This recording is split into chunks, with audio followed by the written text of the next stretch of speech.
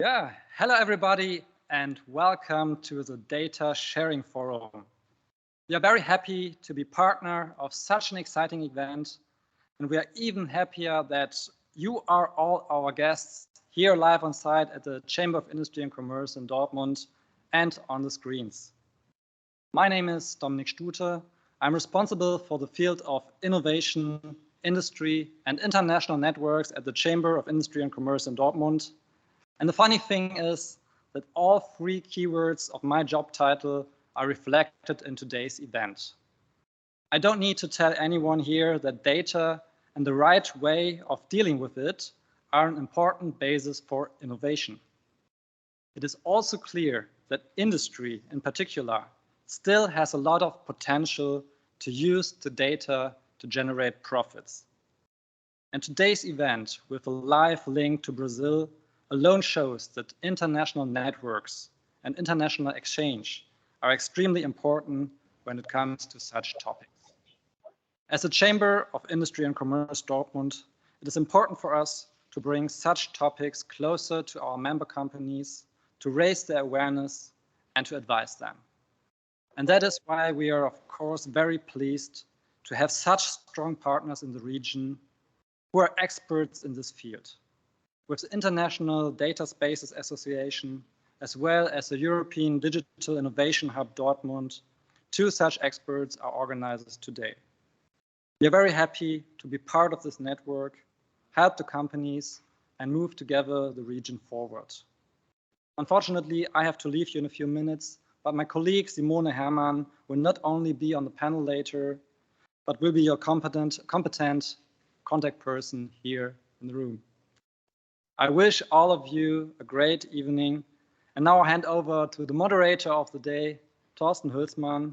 Thank you very much and goodbye.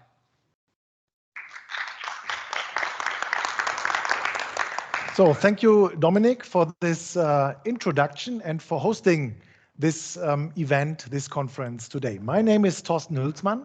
I'm at the one hand side, the Managing Director of Digital Hub Management GmbH, which is the facilitator of the Digital Hub Logistics here in Dortmund. And with the other part of my person, I am the Managing Director responsible for financial and international activities at International Data Spaces Association. So I welcome you as well warmly, and it is really a very interesting conference today because it's a true hybrid event, and we are very happy that we have, I think, more participants which have been connected virtually to this event. So we are welcoming you here from Dortmund, and just to mention, today's event is happening in between a lot of other events, which are in some being the Digitale Woche Dortmund, the DIVO. Just to mention it, a week fully dedicated to digital transformation organized by the city of Dortmund. So this is just to mention. I want to give you a little bit an introduction, also setting the scene, not content-wise. This will be done by my dear colleague Giulia Giussani in a minute, but I want to embrace a little bit what was the reason and the history why we are gathering today on this specific issue. And I want to mention not only the two organizers, but I also want to mention Alexander von Humboldt Foundation in particular. And well, the reason for this is that since almost 15 months, we have here in Dortmund one of the fellows of the Bundeskanzler Fellows here in Dortmund, and the Digital Hub Logistics is host of one of these fellows, Eugenio, and we will also hear Eugenio with an input later on. And well, me personally, I am the host of Eugenio, and within the last months, we elaborated a little bit the topic of today's conference, and we also well, reached out to some other fellows of the program, which is supported by Alexander von Humboldt Stiftung. And therefore, we are very grateful that the foundation is also supporting this today event. And finally, I also want to mention Mobility Data Space. One of the panelists and speakers of today is from Mobility Data Space, and I think it is also worthwhile to mention that Mobility Data Space is also supporting the today's event. Okay, so then now I will maybe manage to find another location here, and this speaker corner is maybe also good to be used. So I want to give an introduction, and I want to also warmly welcome all the speakers of the today's event, whether they are here in Dortmund on premise or connected virtually. So we have a very interesting mix of inputs and speakers. So first of all, we will start directly after me with, as I already mentioned, Giulia Giussani. She's working at International Data Spaces Association and will set the scene on the topic of sovereign data sharing. And then we have other group of speakers. For instance, we have an input from the city of Rio de Janeiro by a very knowledgeable person from there. Then we have, of course, 3 inputs from the fellows of the Alexander von Humboldt Foundation program. This will be the already mentioned Eugenio Spindola, who is here as a German Chancellor Fellow, but we will also have Clara Brando. She is from Brazil as well, and we will have Rajat Bagga, who is also a German Chancellor Fellow. So this will be complemented by 2 other speakers from Siemens Stiftung, David Hoffmann and Badin Borde. We will have, as I already mentioned, Michael Schäfer from Mobility Data Space. Then we will have additional input from Mario Holesch on the education topic. He will present us a project which is dedicated to sovereign data sharing in the education and training industry, one could say, or sphere. And then finally, we have among the panelists, Simone Herrmann, as already introduced by Dominik from the Chamber of Industry and Commerce here in Dortmund. And we have Tanya Gunjan, also connected virtually.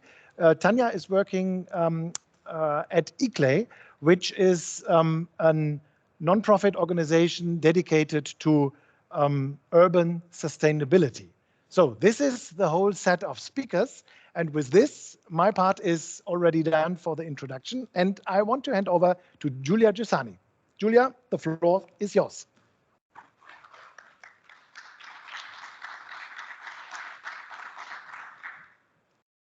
Thanks a lot, Thorsten. Good afternoon, everyone. I'm very happy to be here with you today. It's a pleasure for me to be opening up this session on this very interesting topic.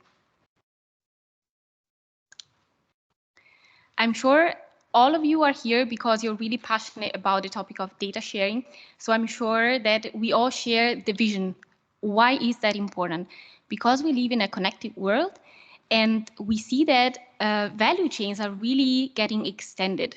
So it's not just isolated activities. We do not live in silos, but we're really a fruitful and living ecosystem. We see it in supply chains. They also are getting extended and global. We always want to have customized products. We also want our processes to be more and more efficient. And we also have to stick to some sustainability imperatives. This is, of course, reflected on the way we share data. Data is key for that. We see that we're moving from a one-to-one data sharing partnership to closed ecosystems, and we're now entering a new phase where we want to share data in a federated way in a many-to-many scenario. There is actually a big potential that hasn't been used yet. You see from this big number here, 80% of industrial data is never used. And this is seen in different domains with a similar ratio. This is, of course, a problem and a big underlying opportunity. But to start a bit into the topic of data sharing, I would like to try to investigate with you why is it like this. So what are the hurdles? Why aren't we sharing that amount of data? The first reason is that most of the times we have one-on-one data sharing agreements. This is, of course, costly to implement and also not that scalable. We also see that we have some standards, but we have two main issues with that. So standards can be very helpful, but the standards that are mainly used are very useful to share simple kinds of data. We have, for example, standards to support data sharing for orders and invoices, but we also want to leverage the big potential of data that can enable more complex and collaborative processes. And most of the standards are not suitable for that. And the problem is, even when we are able to use some standards, these standards are not widely adopted throughout the whole value chain or supply chain. Let me give you an example on that. If we take the supply chain in the automotive context as an example, we see the EDI standard as a well-renowned standard. This is indeed one standard via which you can share data, very simple data of invoices and products. And this standard is very well used between OEMs and first tiers. It's about 97% of usage. If we then move from tier 1 to tier 2, that number goes down to 40%. And if we move from tier 2 to tier 3, that goes down to 10%. This shows how much a standard can be useful, but of course, we can make very little use if we don't consider the supply chain as a whole. The third reason is the lack of trust. What do I mean with that? We all know that data is something really crucial in our businesses, in our environments, and some data can be really sensible for the overall business and healthcare of the company and one's business. So most of the companies feel really reluctant to share data via which they may be taken over by their competitors. So if you risk that someone else will have the upper hand, thanks to data that you've given them, of course, you prefer to keep it private and use it only for yourself. But this is not going in the direction of enabling these extended value chains or extended supply chains via which we can have all the benefits mentioned at the beginning. Like, for example, increased efficiency, which can, of course, lower our own costs. So if we have to summarize what value chains really need. So first of all, we want to break down the data silos. We have tons of data. We, of course, need to prepare the data before we can share them, but then we really need to break down these silos. Then we have to enable these data interoperability. And that's a topic about standards that I mentioned before. Standards can be really helpful for that. And we will see later what kind of interoperability we need to ensure. Third point, also very important, we need to empower trustworthy data sharing partnerships. So lack of trust is one of the main hurdles. We have, we can foresee and we can witness different mechanisms, and we need to give visibility to what is already out there for that.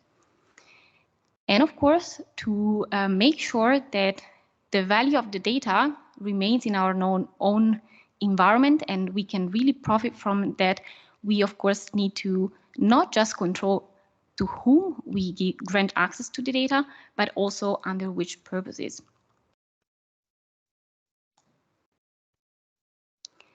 Such scenario is usually called data sovereignty. Data sovereignty is basically a balance between being able to share one's own data, these interoperability scenarios, where also the control over how the data is used is maintained.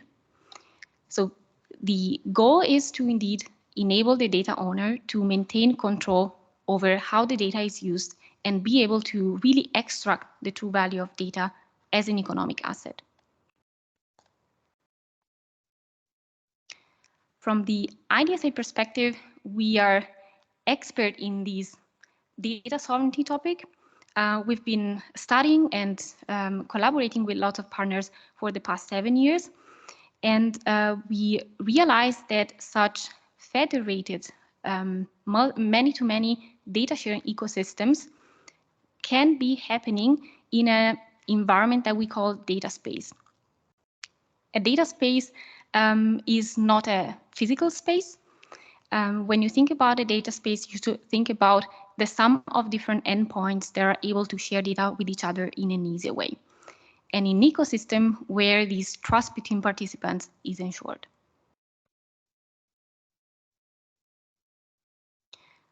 To make it a bit more concrete, how does a data space look like? I've reported here an example from the Industry 4.0. I really like this view graph because you can see a variety of partners that can be part of an ecosystem like that. You see different clouds, different companies, different machines, and they're all able to share data endpoint to endpoint in an easy way. And what is important is all partners trust each other. They're identifiable, they stick to the same rules, and most importantly, they are able not just to grant access to their data, but also to control what happens to the data after access is granted. And that is usually called not just access control, but usage control. So being able to attach some policies where, for example, you can decide that the data is deleted after 3 days of usage, or that the data must be used only by a specific system, and then the data must be deleted afterwards. Usage control is indeed a very important aspect to ensure this ecosystem of trust and to maintain control of how the data is used and extract the true value of data. But before we can do that, we of course need to tackle this interoperability problem. Interoperability is just one word, but happens at different levels. You can see it from this nice view graph here. In order to have these ecosystems where you can share data with different partners, you have to have all these layers in place. First of all, of course, the technical level regarding, for example, the interfaces that you use. But of course, you have to tackle also the semantic layer. So we want to be sure that we can extract the true meaning of the data that you share. On top of that, we have some other layers that sometimes are a bit hidden, but they're also pretty complex and you need to tackle them. And they're the organizational level. You want all the players to stick to the same rules, to have different roles. And we want also that these rules are enforced and managed within such ecosystem. And also legal interoperability, so we can have also different ecosystems, and you want contracts and policies to be standard and to be always enforceable by all the players. You can also see an additional level at the side, that is the governance one. Such ecosystems and all these different levels need some governance mechanisms in place. And that's, of course, key to ensure this ecosystem of trust and the development of such ecosystems.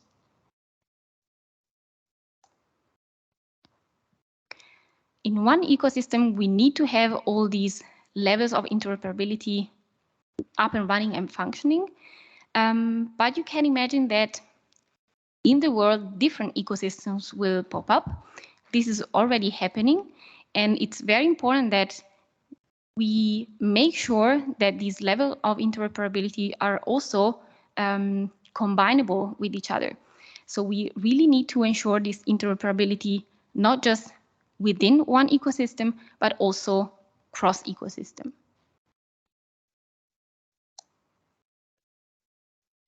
We therefore need a basic standard. We need a minimum common denominator by which we can achieve that. And that's why IDSA has been created.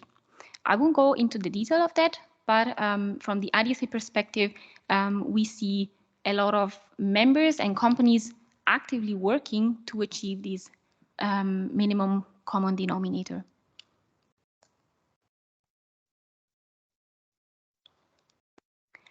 What is the state? So seeing things from a step back, what is happening in the data economy? At IDSA, we've tried to gather knowledge on different ecosystems that are out there. This is just a subgroup of everything that is happening out there. On the IDSA website, we've gathered 100 and more cases that leverage the standard that we are developing, but you must imagine that there are many more additional projects. So data spaces are really happening, such ecosystems are out there, and they're unlocking a lot of business and innovation opportunities out there. I'm really happy that later on we will have some presentations on that so that we manage to dig deeper into some concrete scenarios. I've prepared a few slides, but I will just drop a few ideas on how such ecosystems can be found in the market. So one example, probably many of you already heard about it. This is the Catena X project. This aims to achieve this ecosystem for data sharing in automotive domain, specifically for the supply chain context. We also have examples in the mobility domain.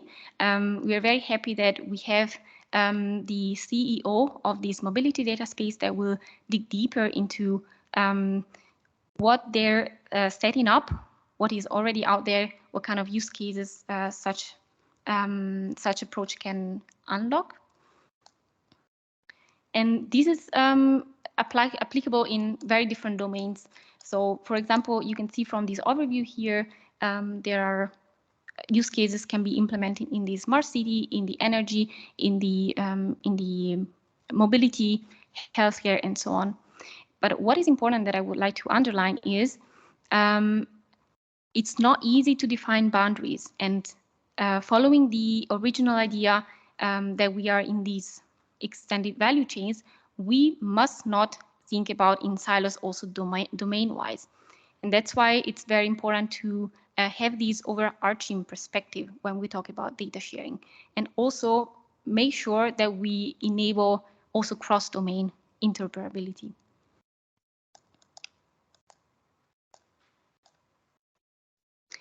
I reported here a few examples also from the manufacturing domain.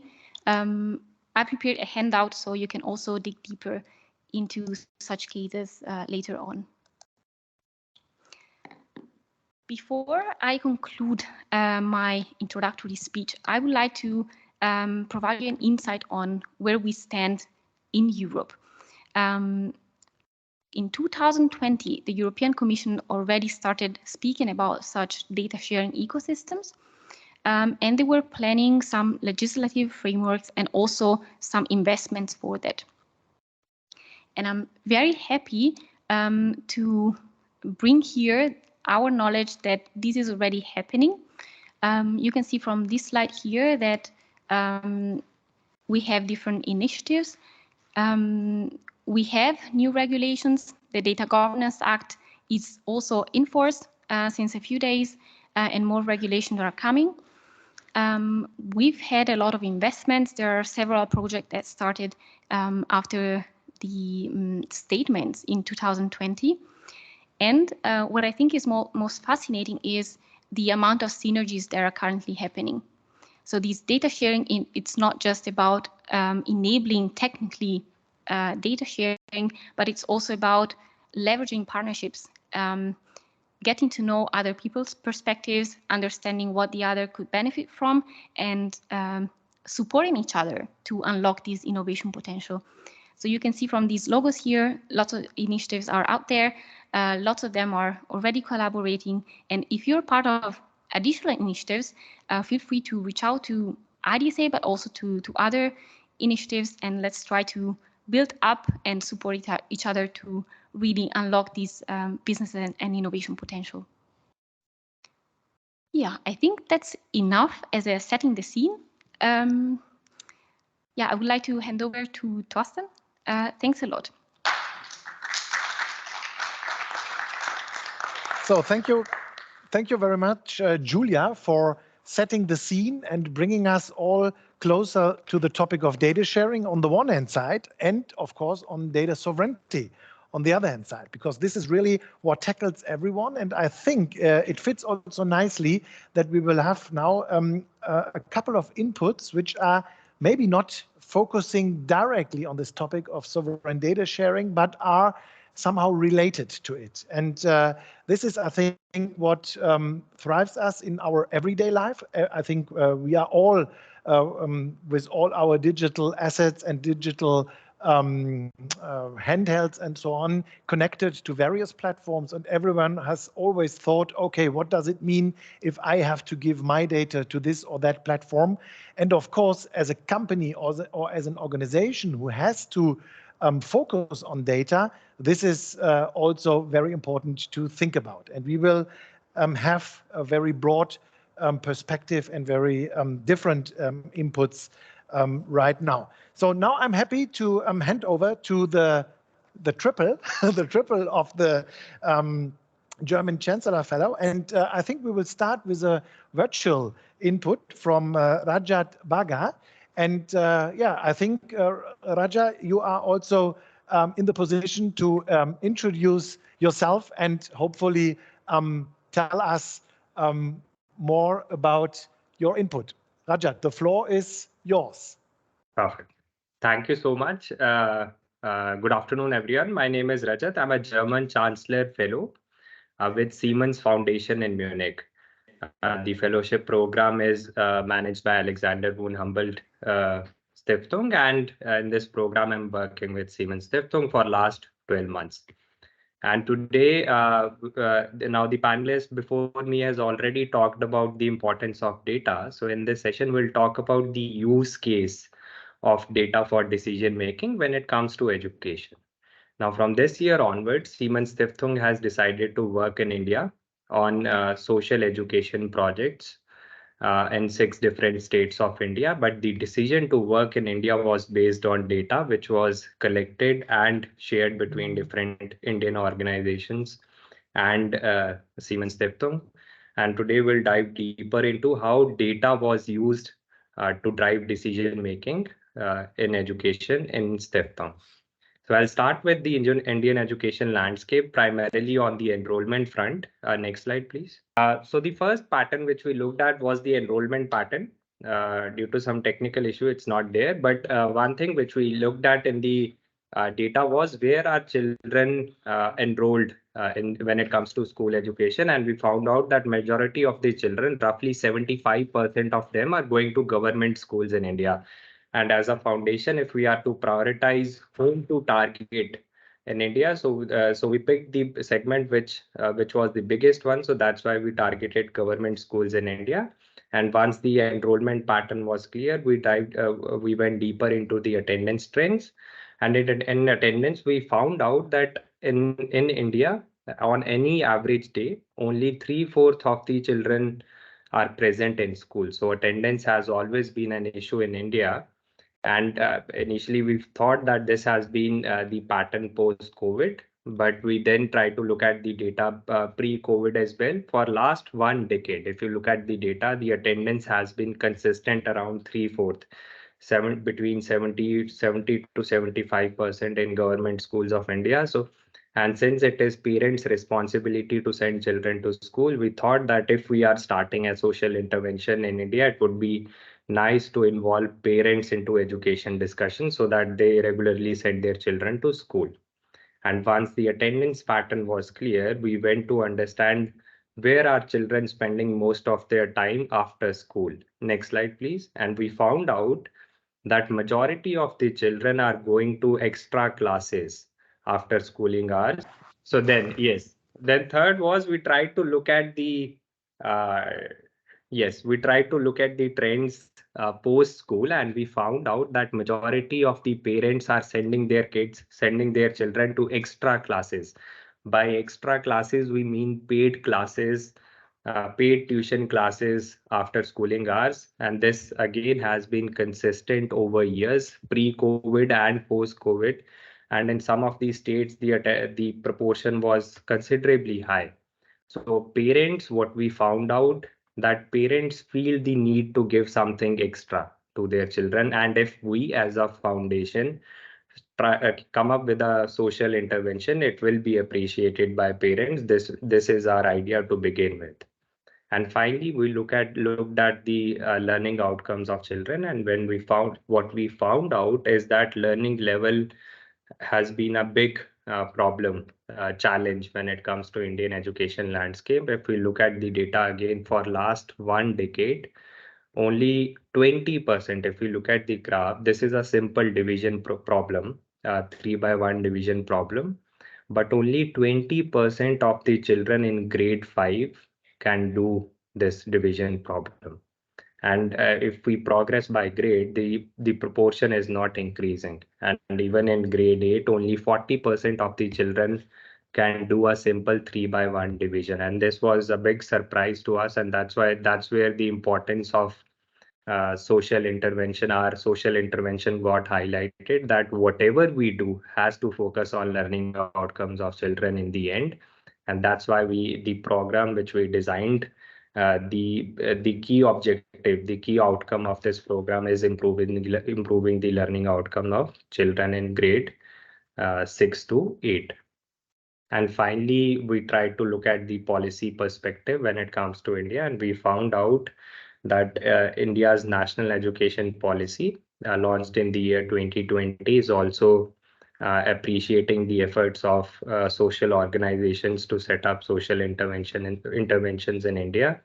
And 4 focus areas for Siemens Foundation in India would be: 1, government schools, again based on data, what we saw earlier; 2nd, involvement of parents when it comes to education-based discussion; 3rd, providing quality science and mathematics inputs to children in upper primary grades. By upper primary grades, I mean grade 6 to 8. And finally, all of this should feed into the learning outcome of children, which means that whatever the baseline is, it has to go up over the period of time. And from this year onwards, Siemens Foundation will work in India with a local partner who will be delivering these education projects for next 5 years. And the first 2 years of this education project will focus on getting a proof of concept. And from 3rd year onwards, once we have a proof of concept, we'll scale it up to states eventually. And the plan is to reach 40,000 children at the end of 5 years. So that's about Siemens Foundation and the use case of data when it comes to education. And again, in this case, we are using data for social profit. We don't say profit, we say social profit. And that's where we found out that data has been the key for us. Thank you so much. Thank you very much, Rajat, for this input, and sorry for the small technical problems from here. Thank you very much.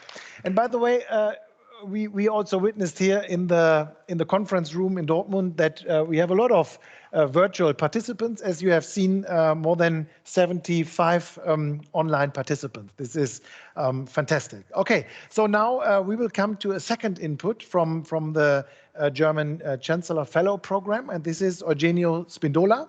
Eugenio from Brazil, and I think you will also introduce yourself and tell us something about you and your input.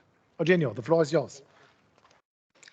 So, good afternoon, my damen and herren, ladies and gentlemen, everybody who is in person and also online. And just for curiosity, to make a bone in our chat, who is online, just put in the chat where you are now. I hope someone from a city in Brazil will be online right now this moment. So to introduce myself, I'm gonna talk in this next 10 minutes about the topic of the digital transformation, link it with data sharing. So at first, I would like to introduce myself. As I said, I'm from Natal, Brazil, beautiful city on the coast. I invite you to visit my city. I'm uncle of the big Henrique. He's almost my age, and the little Joaquin and Laura. Joaquin's only 3 years, Laura just 4 months. My background is in business process and project management. During my free time, I love cycling, running, and play schedule with my friends, Clara, Carlos, Otávio, and the other Bucas. I'm a big fan of the America Football Club. Actually, I'm not a big, but a huge fan of the American teams, a team in my city. We are in the 4th division in Brazilian, but it's okay. And also, to a point that I'm Ironman, it's an important topic. It was really hard to do this.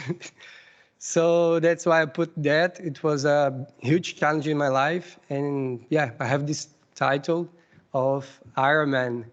And also, I'm a German Chancellor Fellow. That's why I'm here today. The German Chancellor Fellowship is a program from the Alexander von Humboldt Foundation, linked with the German Chancellor. And I'm developing a project here in Germany during this last year about digital transformation, focused in Mittelstand, focused in small companies. And about digital transformation, I would like to introduce you these 3 external drivers of digital transformation. The first one is about the customer's expectation and behavior. So nowadays we have this knowledge that the customers expect digital experience in the companies. So the first topic about the external drivers is the customer expectations and the behavior. The second one is about the digital competition. Disruptive startups and other companies are putting pressure on traditional companies. So, sorry. And so that's why the digital competition is the second external drivers. And the third one, the new technologies. For example, my presentation, it was made by an artificial intelligence, not the content, but the design and the layout was developed, was created by an artificial intelligence.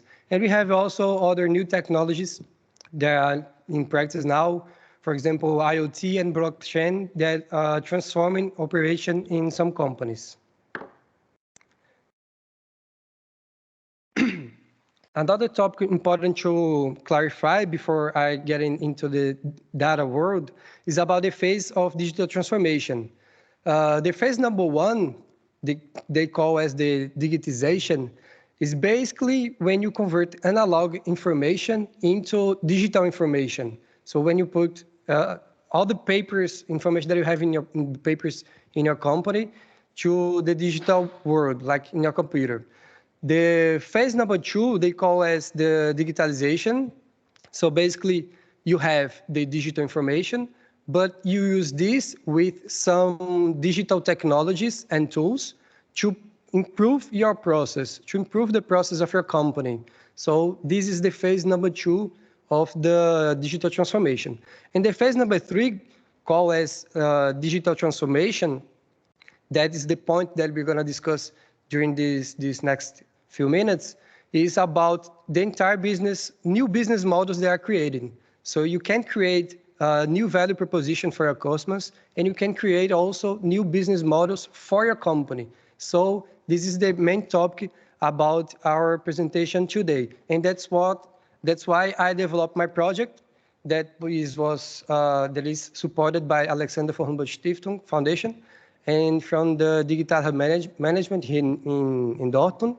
Thorsten, who is my host here, and to identify the best practices here in Germany in digital transformation, specifically in the small companies. I use the 6C framework. And what is this 6C framework? The first one is about the context. So I make some questions, some interviews to identify the mission, drivers and barriers of the innovation ecosystems and the Mittelstands.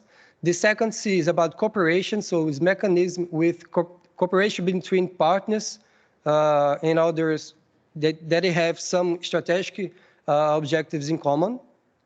The third one is about the construct, so basically it's the structure, the infrastructure that the innovation ecosystems have. The fourth is about configuration, so the pattern and external relationship between the partners. The number 5 is about capability. So basically, it's the key success features, for example, communication, accessibility, integration, and synergy.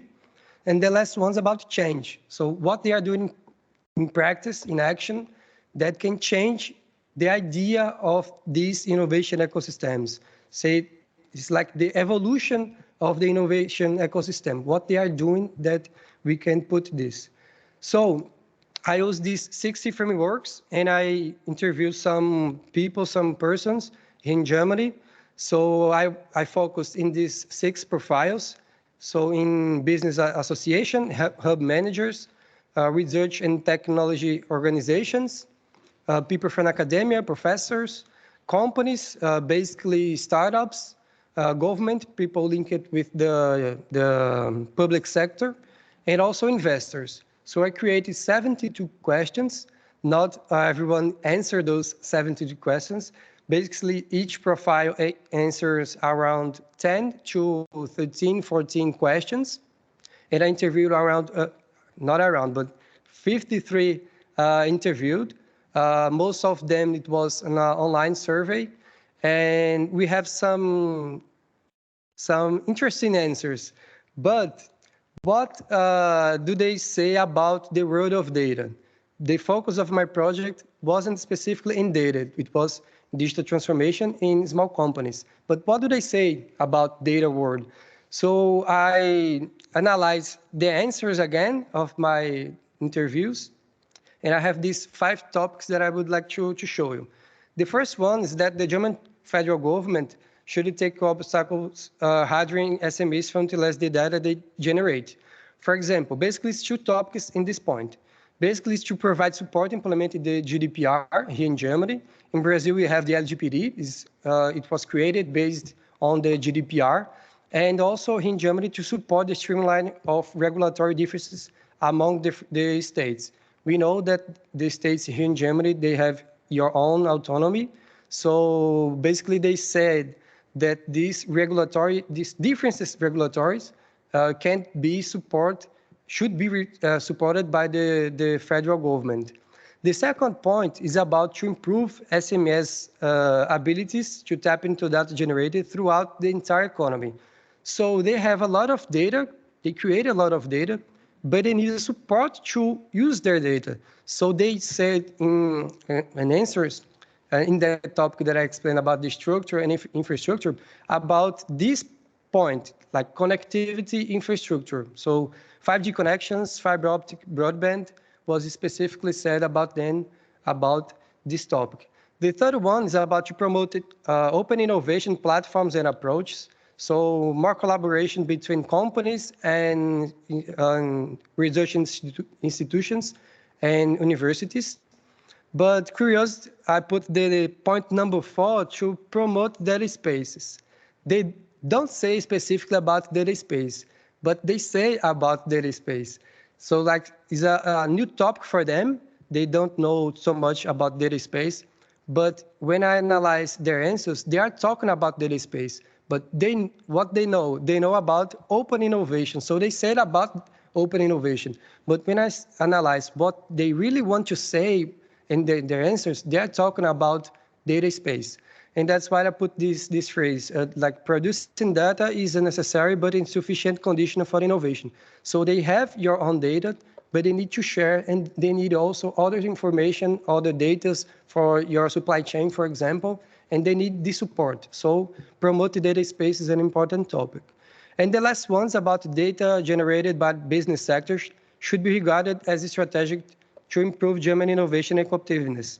So as Giulia said about, for example, the Catena X and the Gaia project, for example, they have a lot of data produced, this business sector, this business company. But the federal government need to improve this data. So like they have this amount of knowledge, but how can I use this to improve my innovation here in Germany? So they need to understand and need to provide this information to the society and work with them. So it's the final topic. This is the 5 main topics that I brought to you and between the data and digital transformation. Thank you very much. Vielen Dank. Muito obrigado, pessoal que está online. For everybody who's online, here's my contacts, my email, and my LinkedIn. Thank you very much, Eugenio, for this input and also for sharing with us some interesting notes about this topic of how data is related and the use of data and the production of data is related to the efforts in digital transformation of SME. So we had this notion of education by Rajat, we had the topic of SME by Eugenio, and now I'm very happy to introduce to all of you Clara Brando. And Clara worked and is working in smart cities and in mobility, and therefore I guess that her input will also be related to this. Clara, the floor is yours.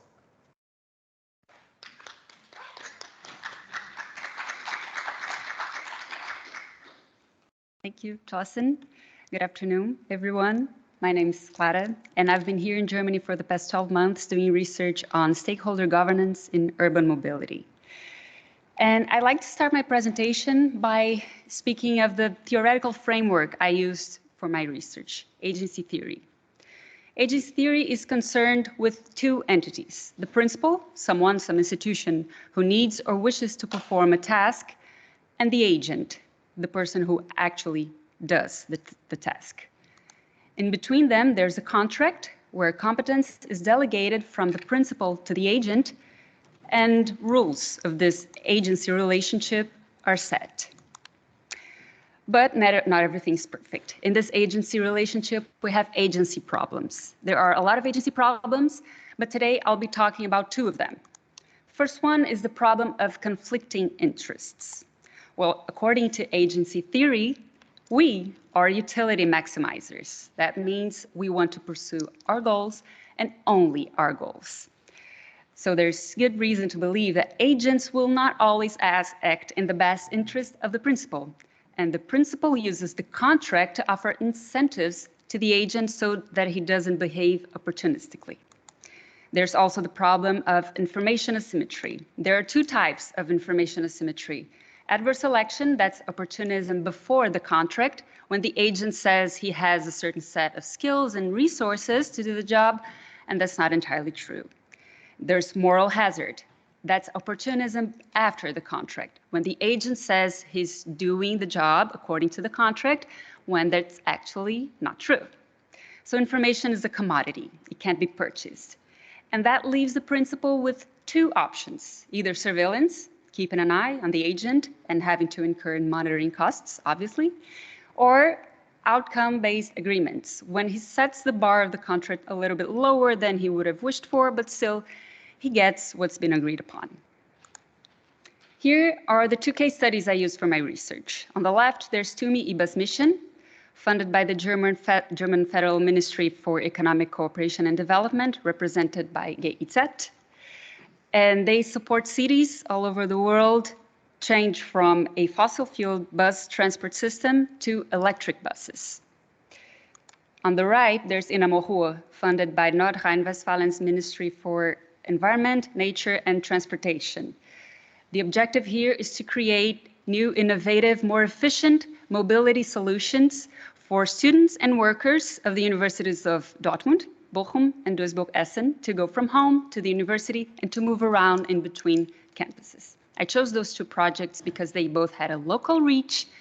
They were simple, they were small, or so I thought, because I bumped into a lot of stakeholders, each one of them with their own interests, agendas, priorities, and they just kept on coming. And I don't even have them all here on this slide, because after a while, I just stopped looking for logos because it was already too crowded. This is the graphic representation of the two projects according to the agency theory framework. Like I said, you have on the left the principal. Those guys want the project to be executed. And on the right, you have the agent. Those guys do the hands-on job. They execute the project. You also have several other stakeholders orbiting around this agency relationship.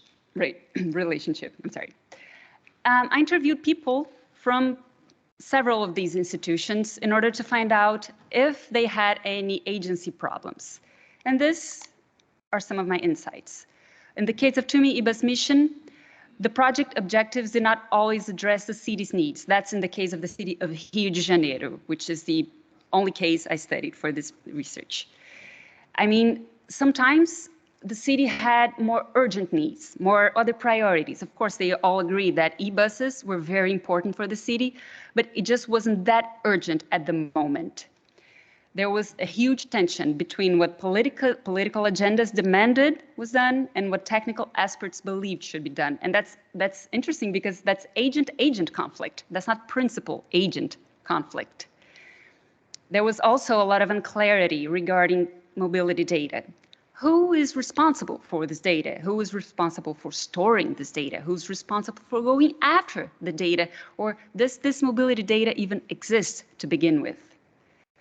And with Enamorro, we also had agent-agent conflict because you had the chairs, the departments of the universities who were there doing the job, and you had central administration of the universities. They didn't always see eye to eye. And we also had a little bit of unwillingness to share data among chairs. At first, at the beginning, they didn't really trust each other to be completely true about the data they had. So it was a problem. They eventually managed to overcome that, but it wasn't that easy. And they were also concerned with sharing undesired results. It's not nice to give bad news. Nobody likes to give bad news. But of course, they were always very transparent in their reporting activities. But it wasn't an easy process. Let's put it like that. Then I asked myself, is agency theory a good theoretical framework for urban mobility studies? And after my research, I can say that it is and it is not. It is if you just want to look at agency problems. You want to identify whether they're there or not.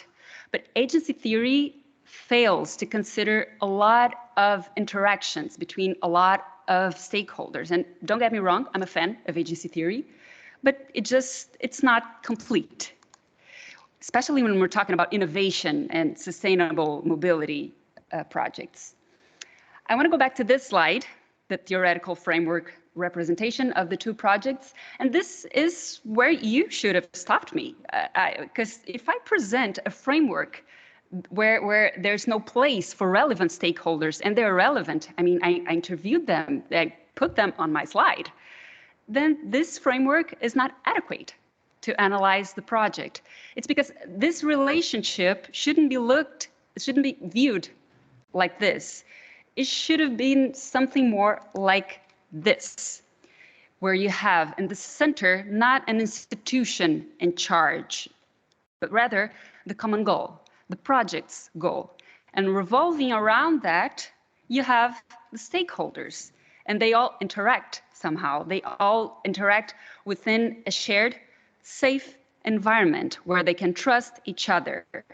So this is a better framework, of course, that doesn't exist yet.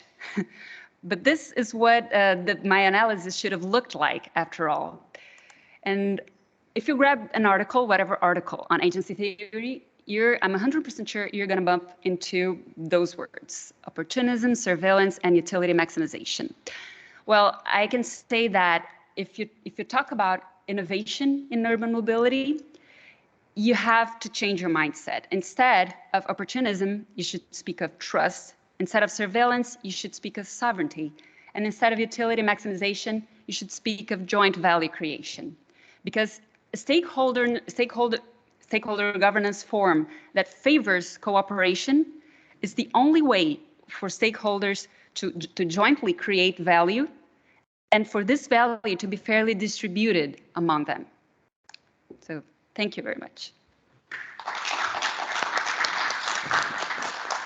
Thank you, Clara, for this insightful input. And I think it is also very interesting if we frame this or bring this back to the introductory input by Giulia Giussani, that we have from education, from SME and digital transformation, and here from smart city or urban mobility, quite interesting relations and maybe a practical view from, from the actual operations. And therefore, I think it fits quite nicely to the general data sharing and sovereign data sharing topic of today's conference. So thank you very much, Clara, as well for your input. Now we are changing again to a virtual input from Brazil. Different from the announced agenda, we don't have Maina and Lauro giving this input, but instead Simone Costa is giving this input. So Simone, welcome. Yes. I hope you can hear us. We can see you at screen already. Well, I simply hand over the floor to you. So please introduce yourself and give us your input from Brazil. So thank you for the invitation. Clara is a very close friend in my work, and also we share a lot of interactions in the hands-on project. So I think it's very nice to come after her. Well, my name is Simone Costa. I'm a public servant of the city of Rio de Janeiro. I have already 15 years in transport projects, in considering infrastructure, also some mobility projects. One of the projects that you mentioned about electric buses, I'm already involved in some areas. And I also took part in the Olympic projects that took place here in Rio de Janeiro. So I'm going to share my presentation. We are in the process of digitalization of the transport data and the challenges that we are facing. So, acredito que sim, né? Bom, então vou falar, I'm going to explain about this data sharing in urban mobility in the city of Rio de Janeiro. It's very important that until 2021, we have a very serious problem of information. We have lack of information inside the public agency, and of course for the users. So we didn't have information to understand if the service was provided. We have a big problem, as Clara mentioned, of agencies and the stakeholders, because we didn't have a transparency system. Our contractors didn't have a good relationship with the public agency. And of course, we have difficulty in monitoring. So we didn't know exactly where were our routes of bus and vans. So it was a very serious problem that we have about service provider, and also for data monitoring. So here it's more or less what we have. The information that we have was in paper. As you can see, one of the forms that we receive every month with some days of delay, and it was not on GPS or any other GIS or any other data that we could put in the system. And we didn't have control of the service. The inspections was only online, as you can see in the first picture. And we didn't have enough data to plan. So really, we plan with the information that we have on our files that were made by paper. It was it was not a good situation for us, and mainly for the users, the citizens that use bus every day.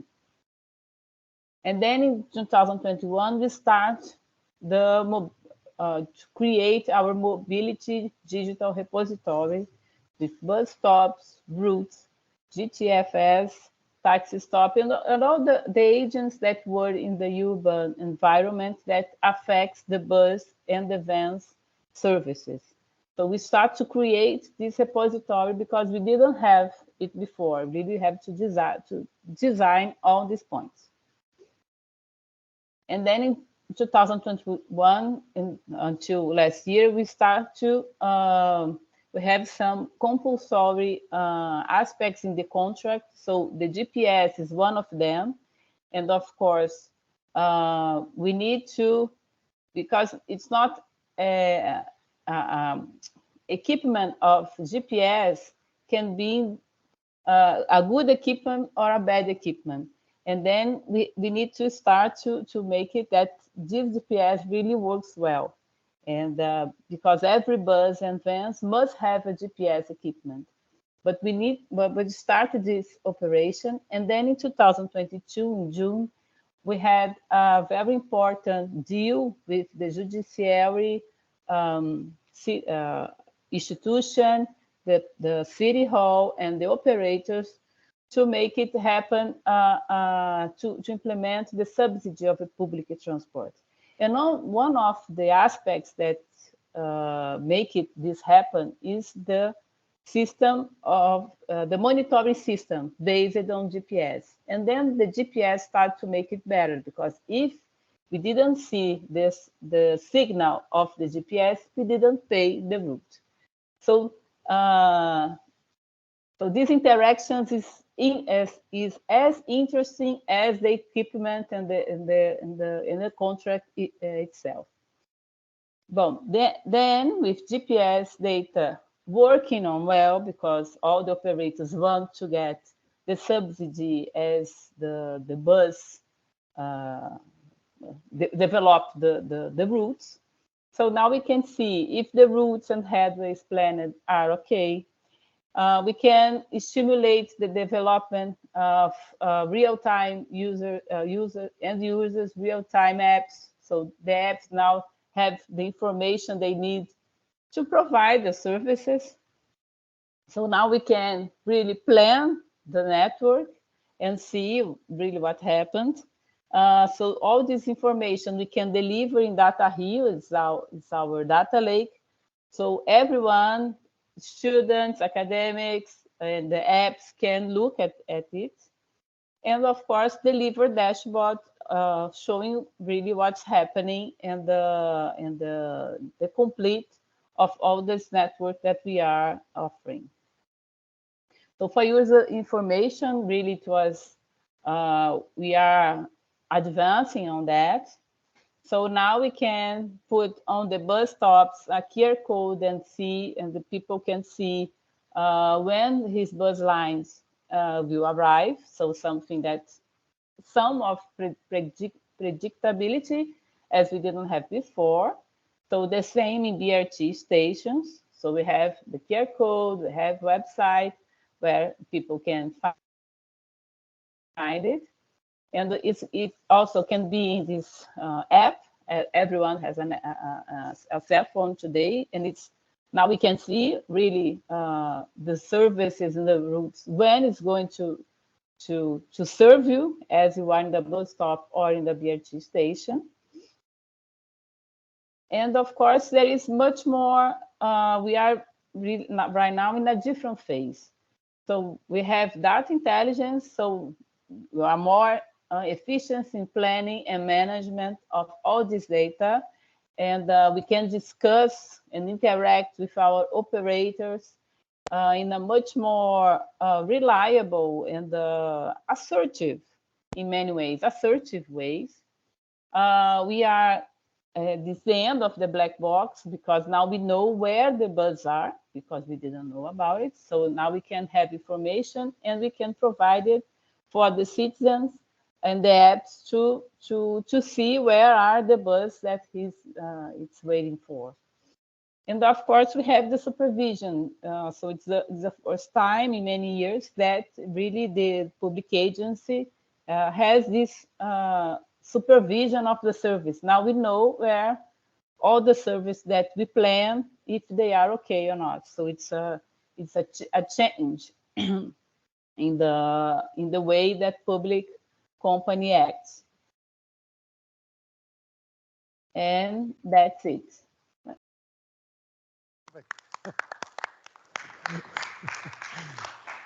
Thank you, Simone, for your valuable input, and also for focusing a little bit of the topic of how data is used and how data provides more efficiency in urban transport. I think this input from you also reflects nicely the relation to the introduction by Giulia and the overall topic of data sharing and data spaces.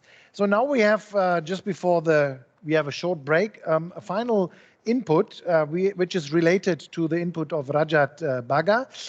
We have David Hoffmann and Badin Borde from Siemens, from the Siemens Stiftung. And this will be, again, a virtual input. So I see David Hoffmann here connected. Hello, David. I think we will do it in the same way that you also introduce yourself, please. And then I think we have an input on how evaluation is done within Siemens Stiftung and what role data and data sharing could play in this respect. So, David, the floor is yours.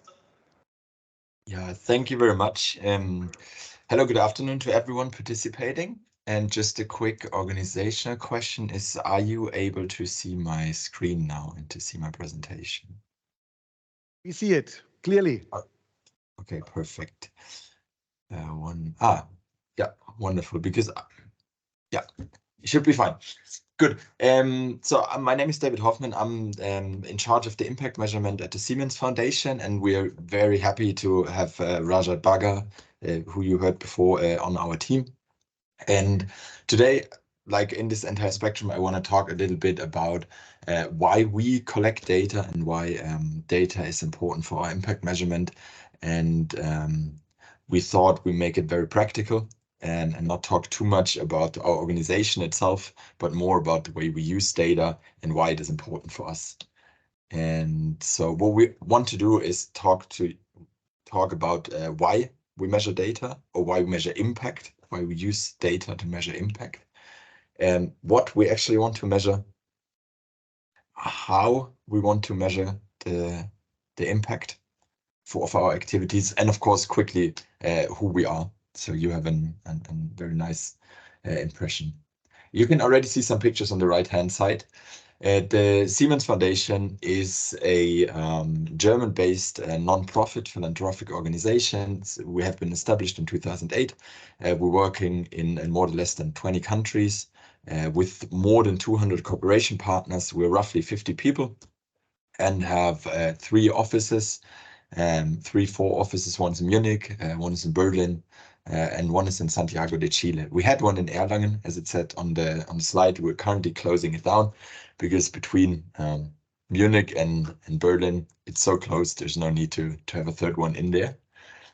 And our work is focusing on 3 main areas. It's the access to essential services, it's connecting societies, and it's in climate and sustainability. We do that through various actors of change. That's how we call them. So we're working with social entrepreneurs in education, and we're also working a lot in the arts and music sector. And from the broad portfolio of projects that we have, I just picked 2. So you have a small impression, and they fit nicely into the education example that Rajat had before. And so when it comes to open education resources, for example, we are supporting the ecosystem or the STEAM education with freely available education material. They are on a media portal, or actually in 2 media portals, one for more like the German-speaking area, one for the Latin American continent, with over 5,000 education resources. The teachers can download, they can adapt it, they can use it in their classroom. And of course, we want to, with this material, we want to improve classroom work, actually, and also change the way that teaching is done, focusing more on experiments, and so that students can work themselves on problems. And that's why I also put the second project here, which it's STEAM and climate education. We're working, as I said before, in climate and sustainability. So we have a high interest in actually improving climate education, which means we're using these online materials, but we're also working with teachers and how can they integrate experiments in their daily classroom work. How can students experiment themselves? How can they learn and understand natural problems or connections in science through experimenting? And as I said before, we have a very broad portfolio, but for this presentation, I want to make it very simple. And for simplicity, because we're talking about data, let's just assume we're training teachers on science education, and our aim is to improve the outcomes of students in the classroom. And that explains very nicely why we measure impact. So is there actually scientific evidence for the work that we do in terms of, do we actually know that if we work with teachers, does it lead to a better outcome in students or in the knowledge of students? And there's a lot of scientific evidence out there. The problem with all these, research that is done by universities in very broad context, it's usually heavily dependent on the context, on the region, on the duration that you work, and of course on the follow-up. So if you read those are only 4, but if you read scientific papers, they say, look, we worked with some schools in southern India or in Ghana, and with this very specific number of schools, and this very specific intervention that we did, we found this effect. But on a general level, there's no generalization of does the work that we do work in every context.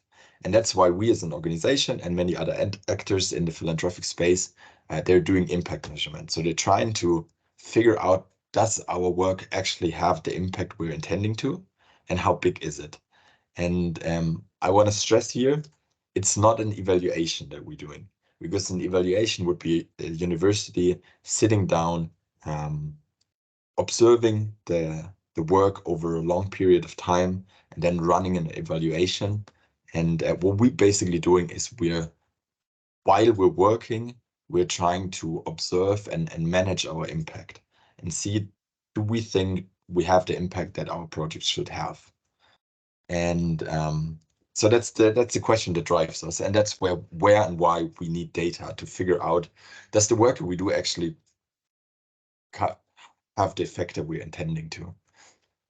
And in the philanthropic space, there's a logic that is well established basically across all organizations. We call it a theory of change, and I kind of told us the theory of change in this model already. So in our case, it would be, we're training teachers, that's our output, with the aim to improve science education, which would be our outcome. So it's the first level of impact, basically. The improved teaching then leads to improved student outcomes, and then the improved students or better knowledge of the students leads to a change in society. So the question we're asking ourselves is what to measure and what can we actually measure. And if we look at the students, because that's basically our target group, have they learned something? It could be that they have learned something because there's increased interest in climate change, or a general increased interest in scientific topics.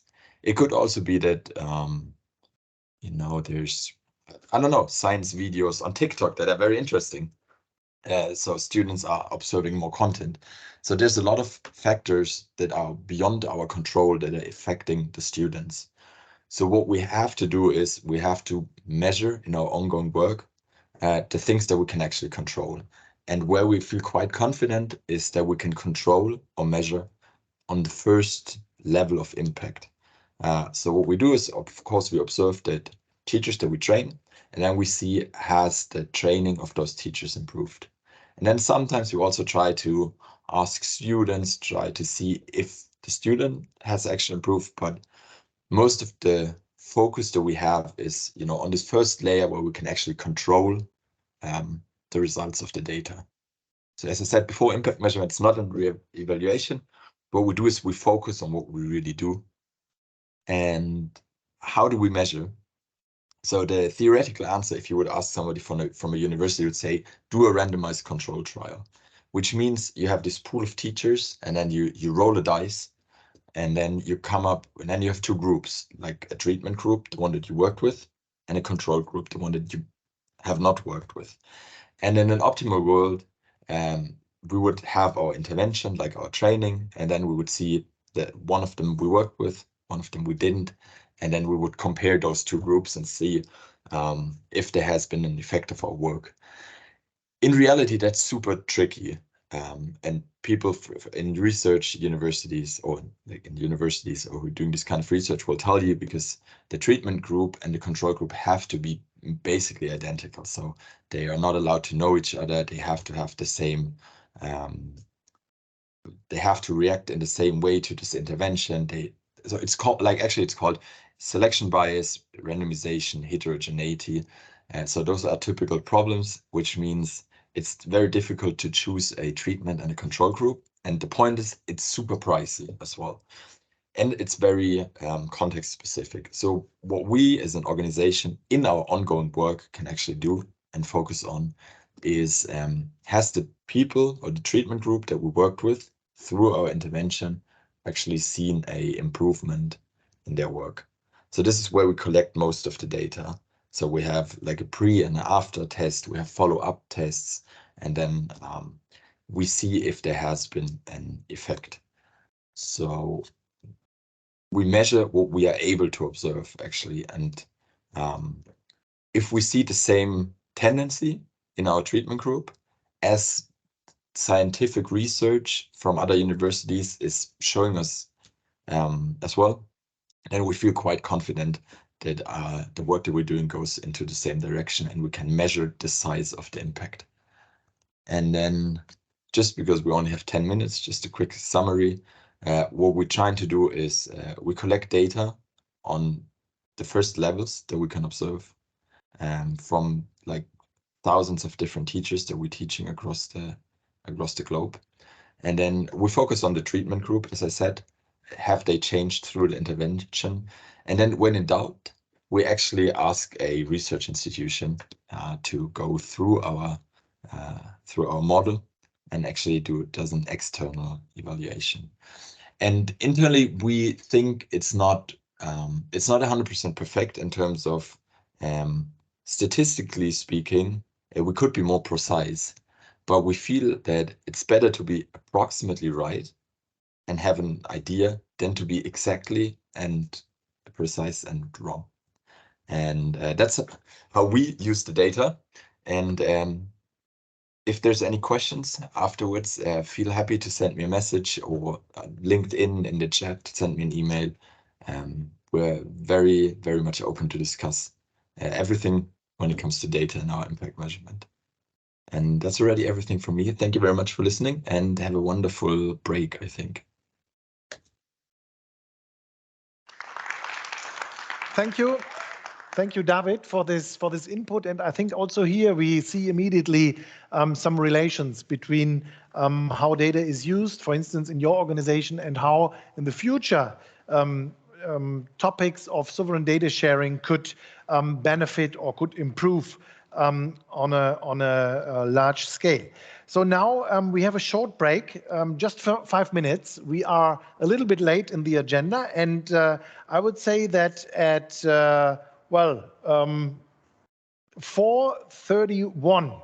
Yeah, 31 minutes after 4, we will start with Michael Schäfer from Mobility Data Space. Please stay online, grab a coffee or water or tea, and then we will see each other back in 5 minutes. Thank you.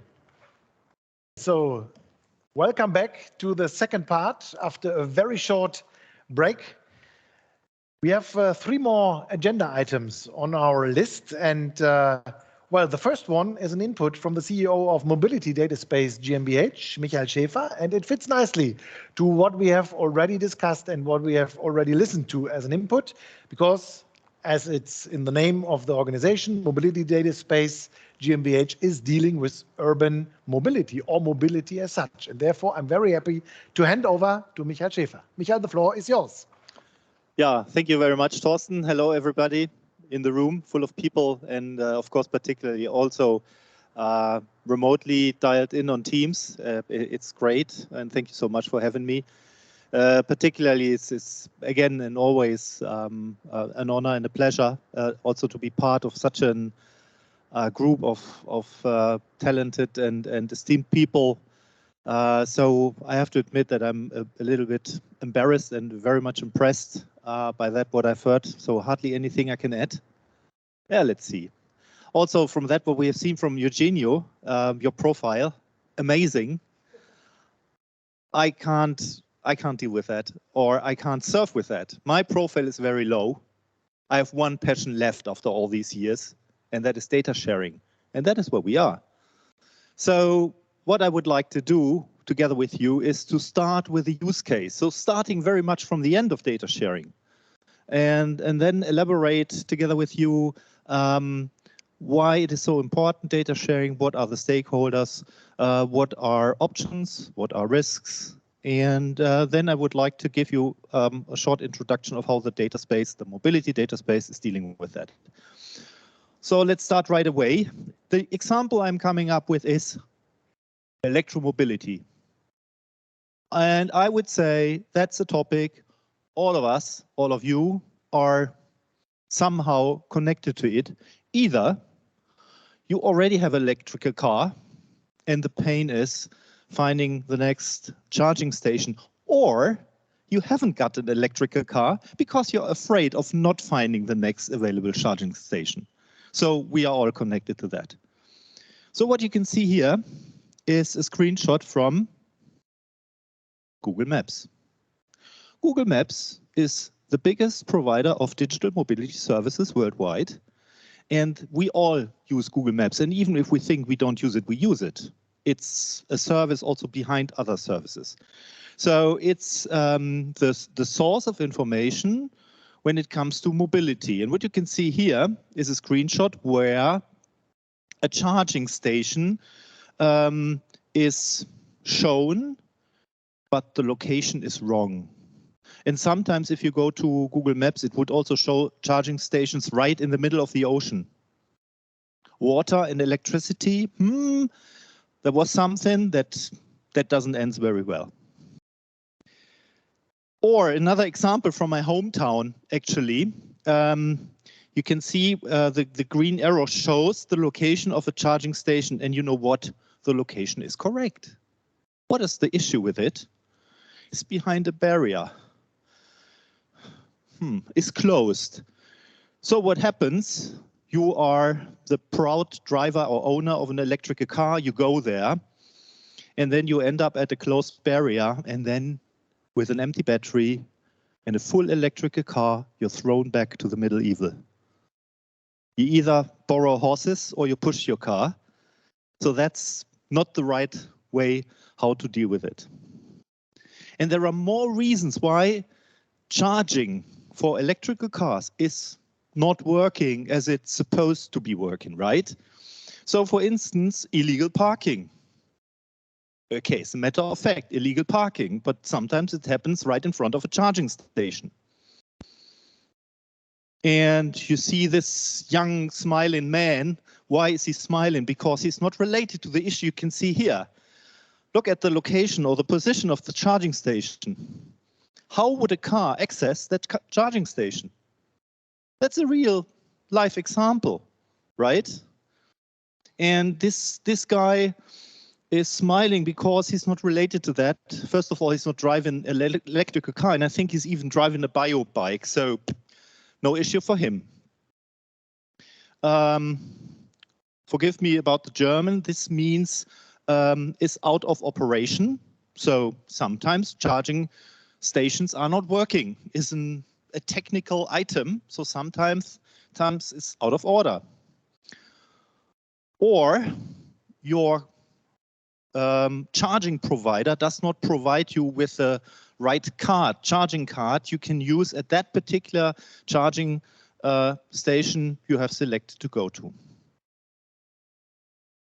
And more questions like the suitable plug or socket, the charging power, the pricing, and so on and so on.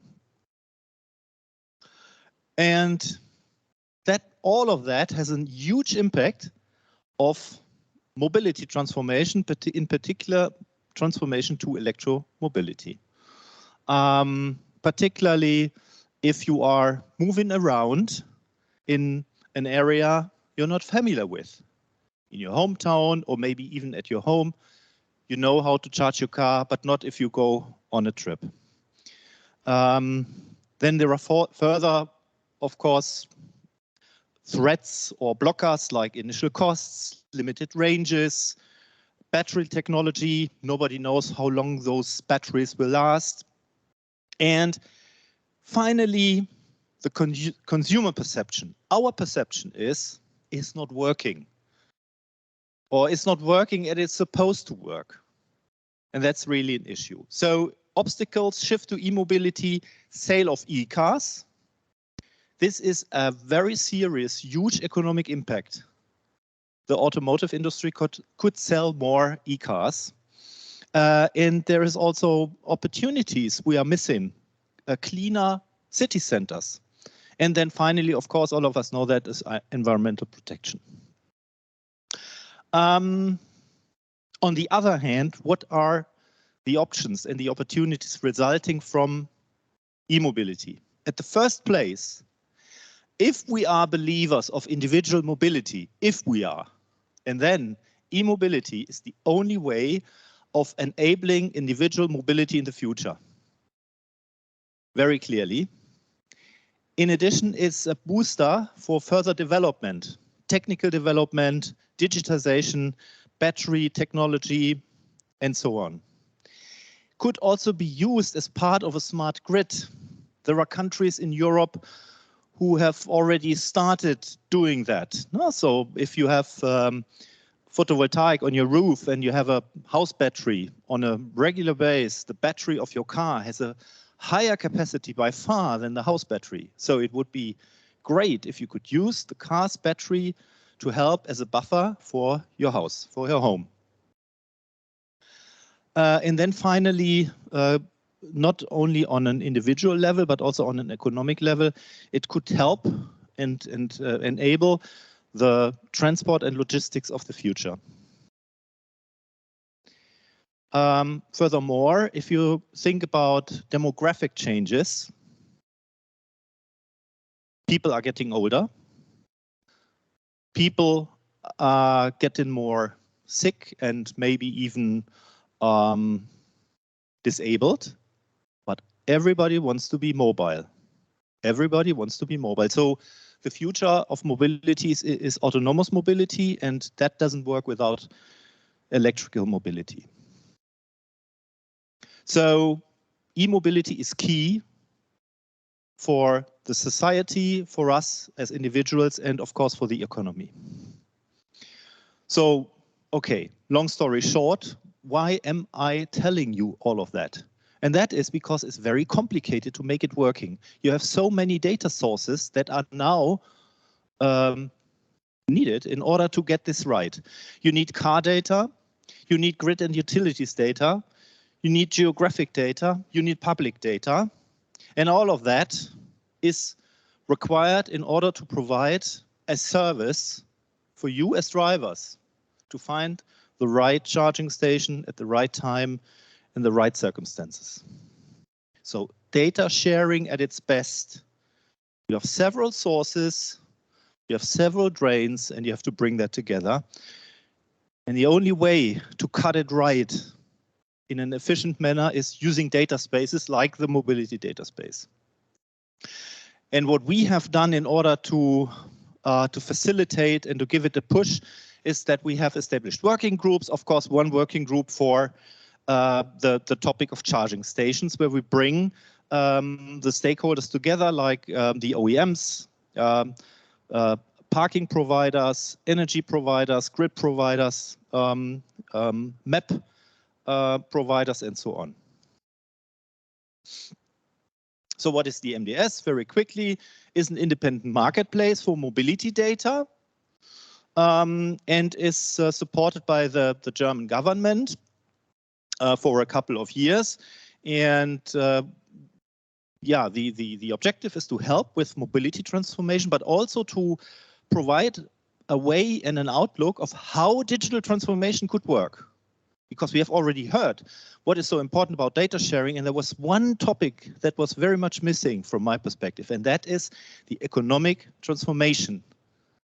For a country like Germany and maybe even whole Western Europe, digital economy is key for the future success and welfare. And what we say, we keep it simple minds. The formula for data economics or data sharing is you need partners and a community, the data sharing community. Of course, you need the data as such. You need a trusted infrastructure. We already heard about that from Giulia. And then, of course, all of that serves or results in innovative services and products. And we do that together with, I would say, the who is who of the German mobility industry, the OEMs, the Deutsche Post, the Deutsche Bahn, here Caruso, the countries of Nordrhein-Westfalen, where we are, Bavaria and Baden-Württemberg. E-Ticket Germany is helping the public transport systems in Germany to sell tickets. And in the meantime, we have an ecosystem consisting of almost 150 companies who are working on those use cases like you've seen before, not only charging, but other use cases as well. And if you're interested in that, look at our homepage. What kind of data these participants are already willing to share with you? We're talking about data sharing, right? So you can see that on the homepage. You can filter by data category, and then you find different data products. And of course, I can't provide a presentation today with IDSA as player without showing the IDSA technology or architecture we are using. And I think what is very important, and we've seen that before, we have central components like the catalog, the broker, and certificate server, identity provider. But from a user perspective, the two connectors you see at the bottom of the page are the key technical components. And we, as the mobility data space, we provide that connector to our participants so they don't have to worry or to care about that. And I think is very important, apart from all the obstacles we have seen before. We have to make sure that there is a low-level entry for those who are willing to make the next step and to join a data space. And we've seen that before. We're talking about a trusted infrastructure. The catalog is central, but the data sharing happens peer-to-peer. So we, as the data space, as the organization, we don't stick into that, what the participants are exchanging with each other. And I already mentioned this connector, this technical component, whatever this is. And there are two flavors of that. You can download that from our GitHub and install it. For those of you who are interested, it's a Docker image. Or maybe it's too complicated. You can get it as a cloud-based service. Nothing you have to do. You sign a contract, you get the connector, you get the certificate, you get a login, you can start right away. So make it easy and simple, provide sovereignty, provide trust, data safety and security. Well, where are we with that? We have 150 users. We are connected to other data spaces like the German Mobilität, the national access point. We under our hood, we're moderating use cases like the charging use case, or maybe even more. Yeah, that's what I got. I already told you. Nothing fundamentally new, but that's a sample from the real life. Unleash your data.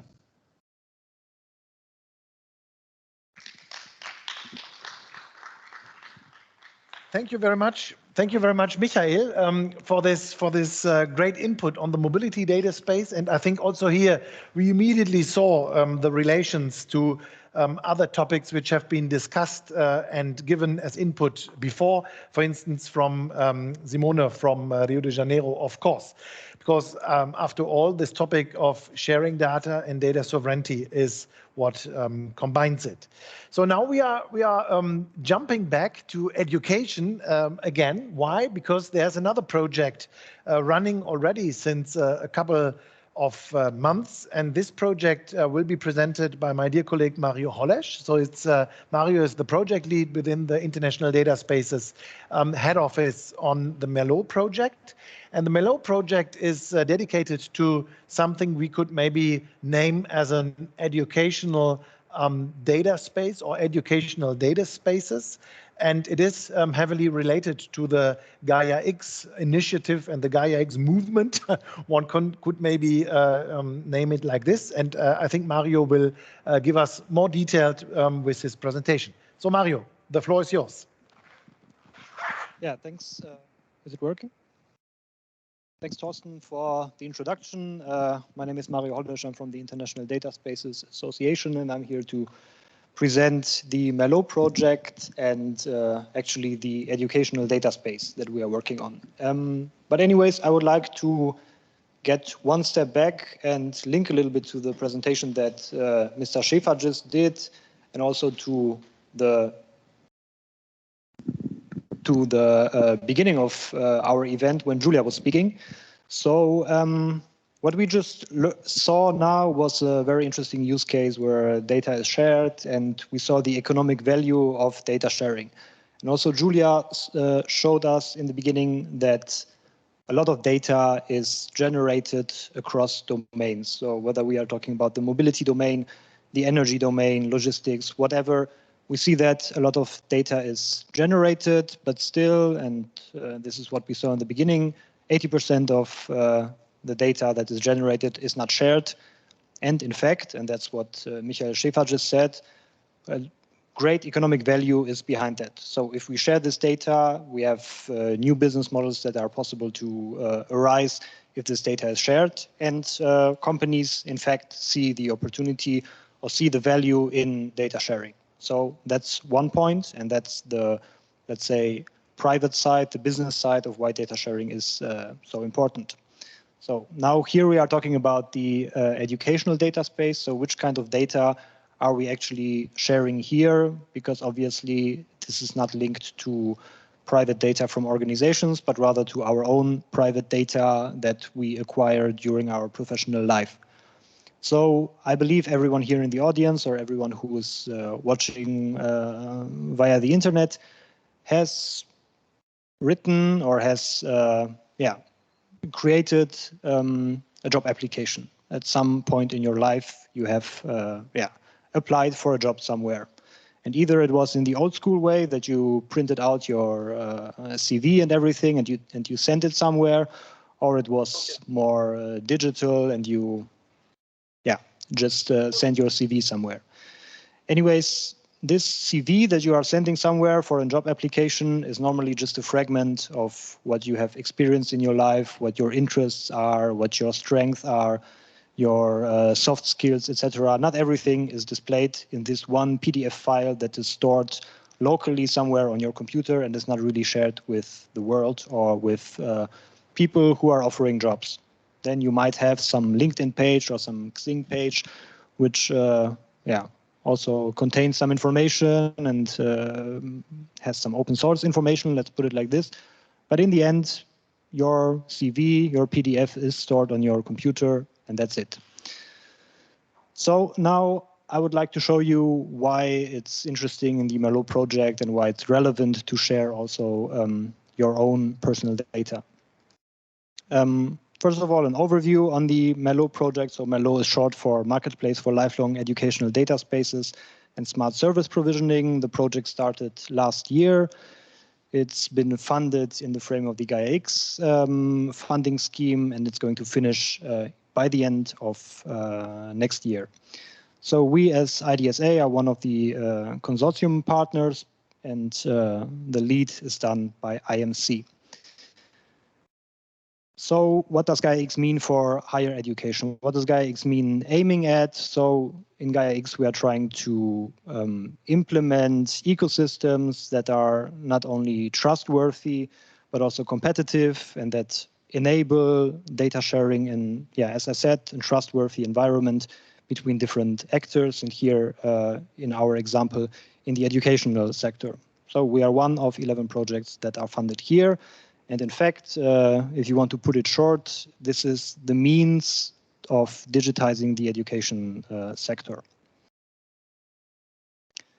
So as the example in the beginning, I told you that you might have sent your CV somewhere and applied for a job, and this might not be the most efficient way in dealing with personal data and dealing with educational data that you have acquired during your school career or during your university career, during your professional career.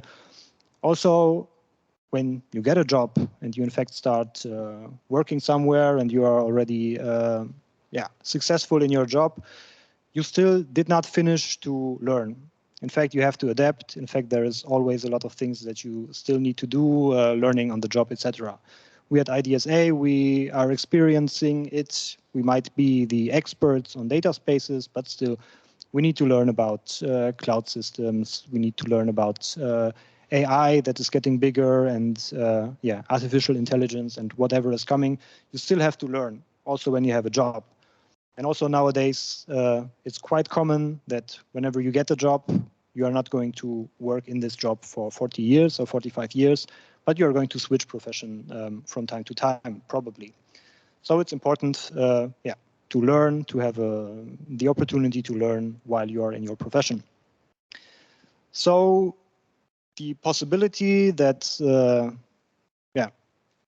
data spaces is giving us is that we do not only have the career orientation systems that we are going to talk about later, but also the opportunity of lifelong learning and the opportunity to gather all the data that people create during their professional life, during their university and school life, etc., and to use it in the most efficient way in order to find the right people for the right jobs. So in fact, what we are trying to do here in the Merlot project is to fight against this shortage of skilled workforce. We hear it across domains that skilled workforce is searched for everywhere, and companies have huge problems in finding skilled workforce. And we are trying in the Merlot project and with the whole educational data space to bundle all the energy that there is and bundle all the information that we can on personal information concerning education, and then bring it in the most efficient way together with open jobs that there are in the market. So what's the Merlot project based on? Obviously, first of all, data sovereignty. We have heard about it today a couple of times, and why is it so relevant in this case as well? So getting one step back, it's kind of a contradiction, obviously, that we are talking a lot about data protection and data security, actually, especially in Europe, especially in Germany. Everything is very protected, very secure. When you go to the doctor, you have to fill out this kind of form, which allows the doctor to process your data. You have to fill in the names of your family or your wife or husband or whatever, so this person can actually receive your data when he is trying to get some medicine for you or something. So it's always, everything is very secure and protected. When you go on a website somewhere, you always have to accept the cookies because you have to give your permission that your data can be proceeded. So that's the one thing. And on the other side, the whole day today, we are speaking about data sharing and the sharing economy, etc. So that's a huge contradiction, also something Giulia talked about in the beginning. And what's the means of bringing some kind of balance into this contradiction? In fact, data sovereignty. So the possibility that you are always, you as a provider of data, you are always in charge of your data, and you are always in charge of who can actually have a look at your data, who can work with your data, who can process your data, etc. So data sovereignty obviously is in the center. Second thing, data interoperability. We have a lot of international initiatives, standards, etc., that might all go into a similar direction, but sometimes in different approaches. And we have enough silos, so we do not need another silo. And the Merlot project is, in fact, an opportunity or an initiative to not create a silo, but to create something that's open for everyone and gives every school, every university, and we will get to the use case in a couple of slides, but to give everyone the opportunity to bring together skilled workforce, pupils, students, etc., and yeah, the industry that is in fact searching for skilled workforce. Third is the development of a Merlot marketplace. So that's the center of the work that we are doing in Merlot, is to create a marketplace. So the room where we actually match people. Marketplace, if you know the each marketplace in the city is the place where you match supply and demand, and it's the same here. We have a huge supply, obviously, of students, of pupils, etc., and we have a certain demand in the industries, demand on certain skills that you need to have, demand on certain skill force, workforce that is searched for, and we try to bring them together here in the marketplace of Merlot. Yeah, and actually it offers the opportunity of data-driven business models that can arise here. So, for instance, in the Merlot marketplace, in the Merlot project, to give an example, we have something like a chatbot for pupils. So pupils in school get the opportunity as a career assistant means to open this chatbot and to actually talk with this AI system that we have fed with a lot of data, and this AI is able to communicate and to assess what the student likes to do, where he has his strengths, or what his professional goals are, etc. And yeah, there is a lot of business value behind these things. If you think that these, let's say, AI systems or whatever we have created, they could be monetized in the future. So here in the marketplace, in Merlot, in the project, these are dummies. But if a marketplace like this goes online, if the educational data space goes live, offerings like this can be monetized, and there is a certain business value behind things like that. So obviously the use of AI and innovative business models is of crucial value here in the Merlot data space. So a use case example from the data space and from the Merlot project is the personalized career orientation. So we have different players in the Merlot data space. We have different challenges they are faced with. So we have companies and organizations. Think of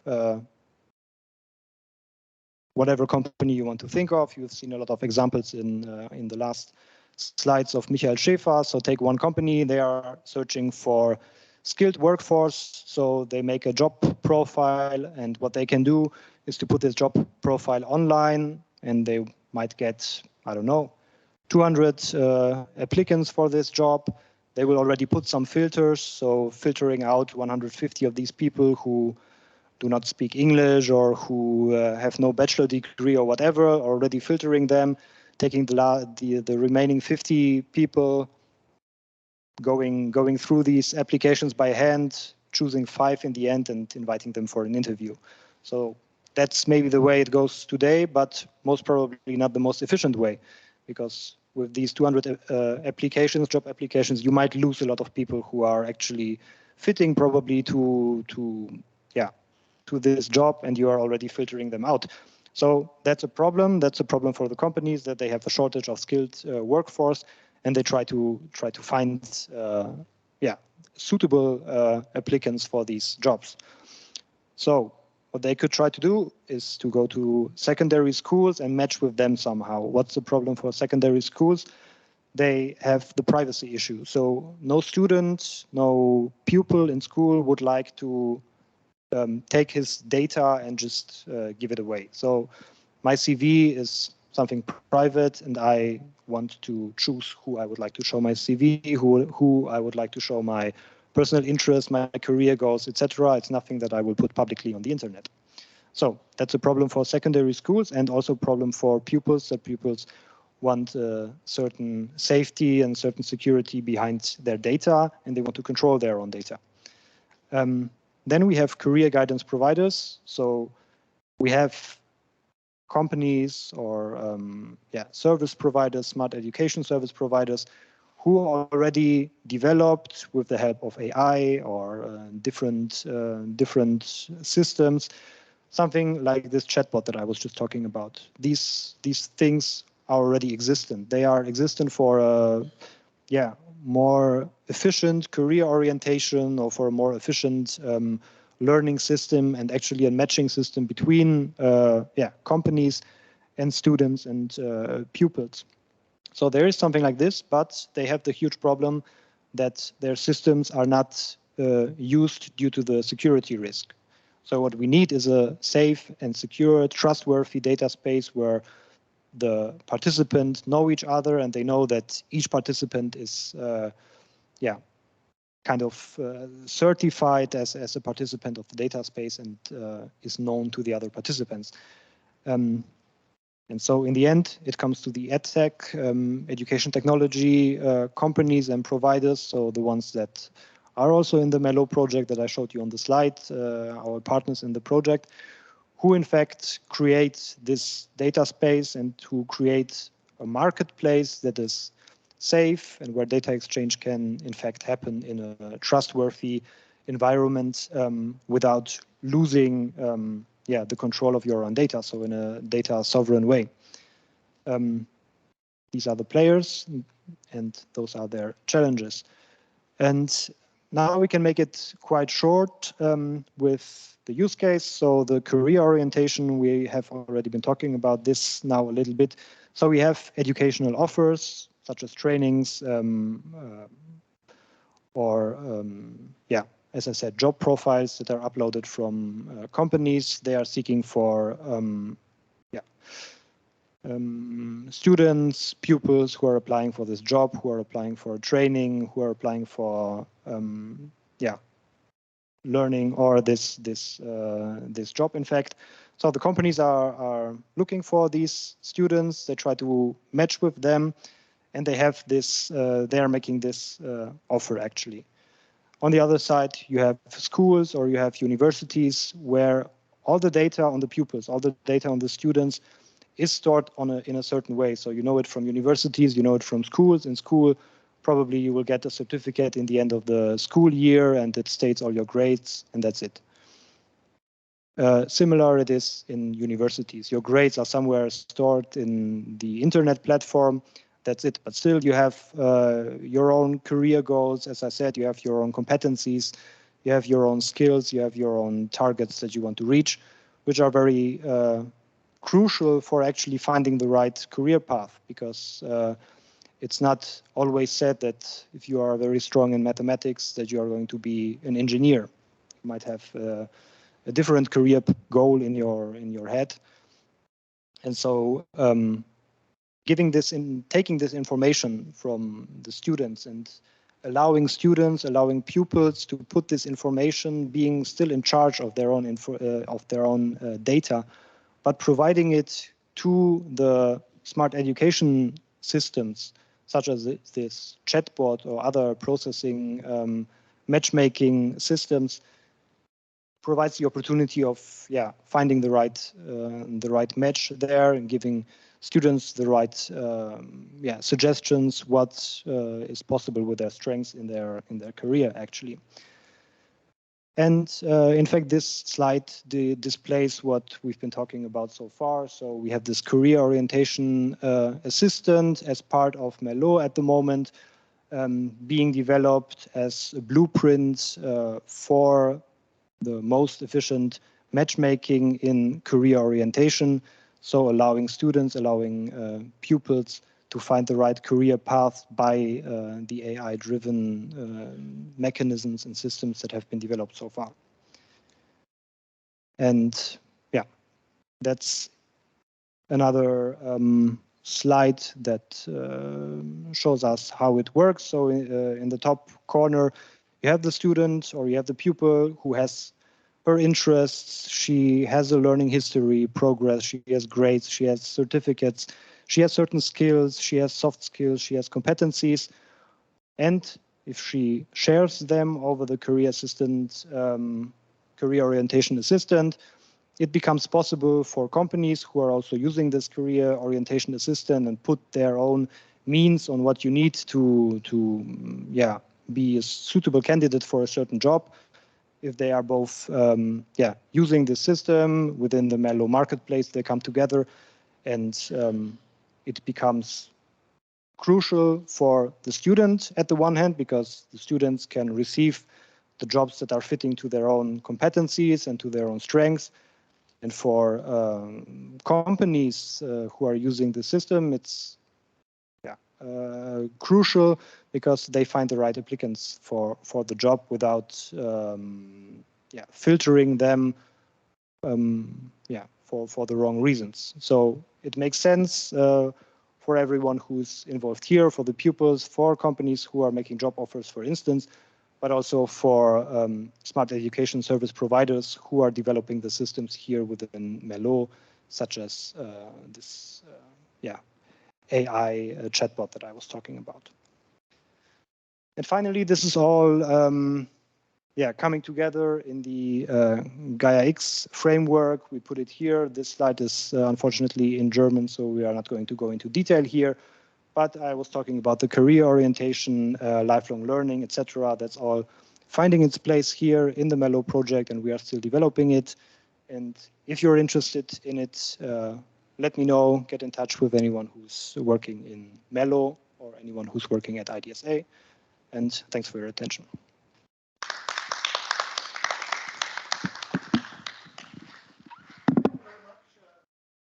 Much, Mario, for this insight and the description of the Merlot project. So usually we planned a little bit of Q&A, also answering questions from the audience, which is connected virtually.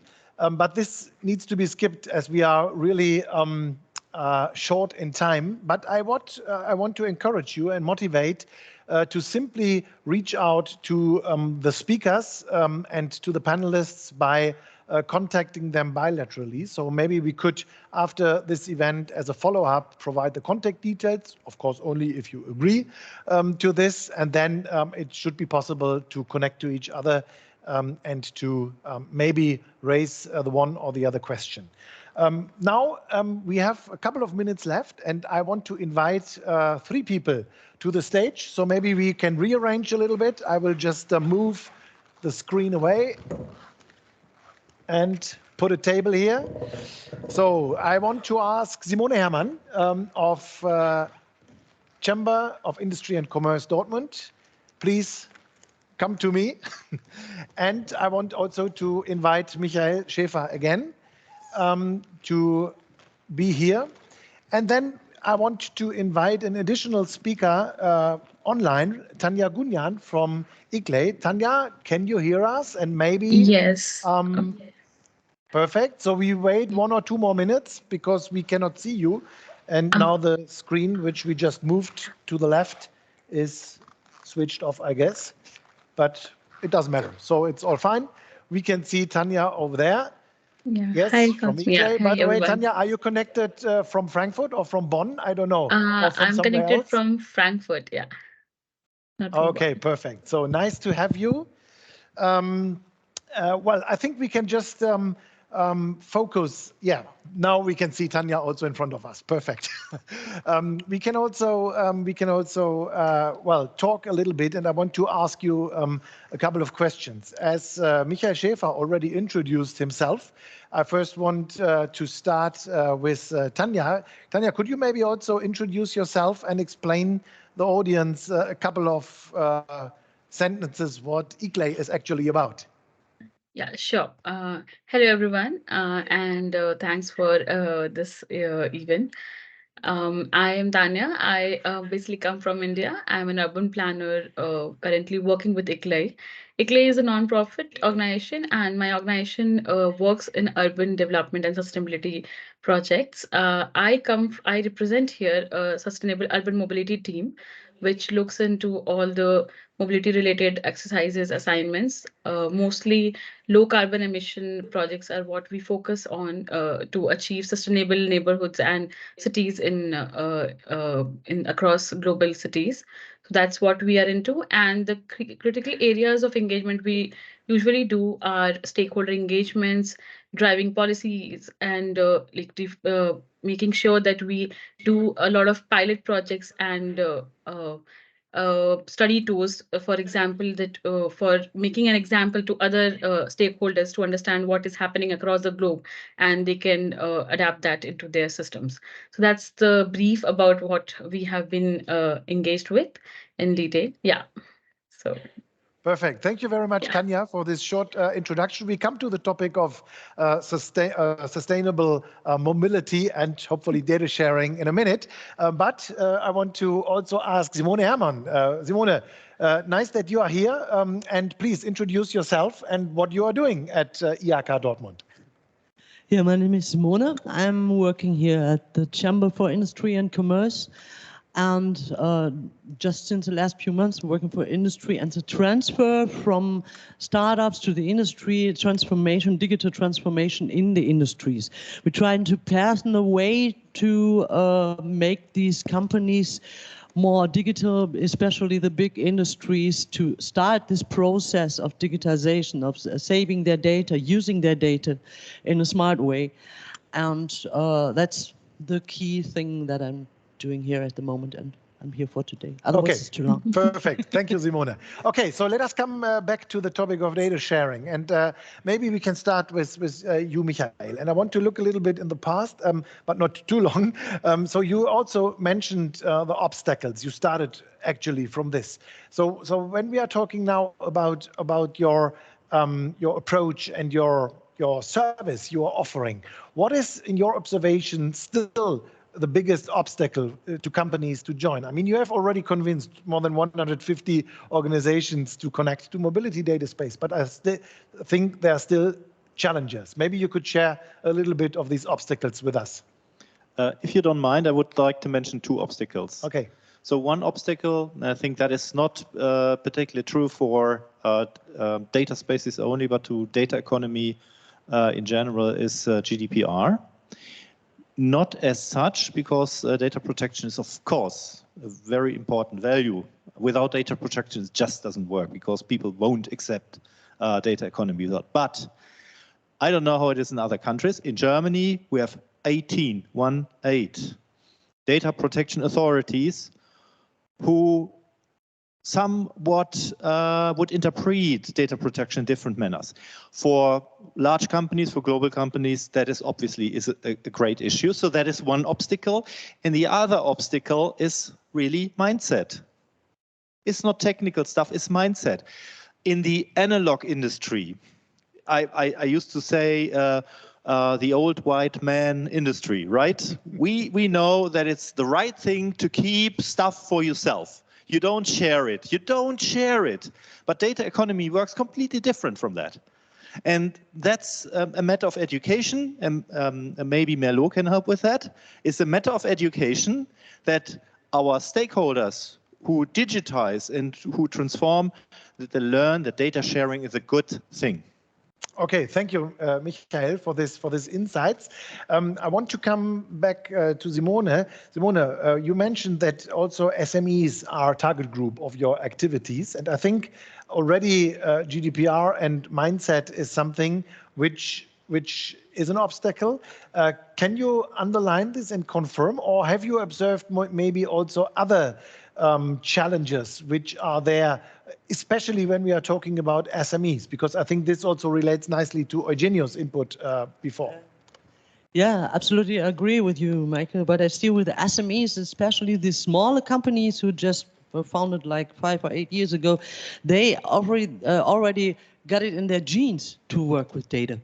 Right away from the start, that's mostly their business models are based on that. So they're more familiar with using data, collecting data, making the most of it.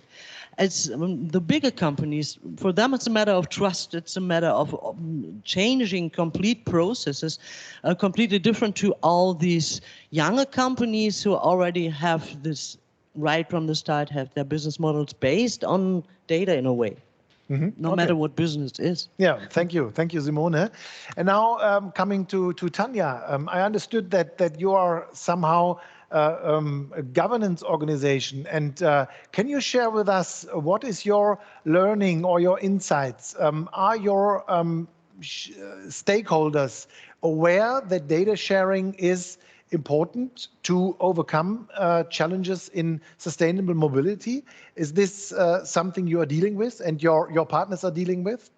Yeah, sure. So, since our major stakeholder are local government, cities, like urban development authorities, so I think they somewhere understand the fact that data sharing is important, but yet there are a lot of obstacles which we face when we approach them with such activities.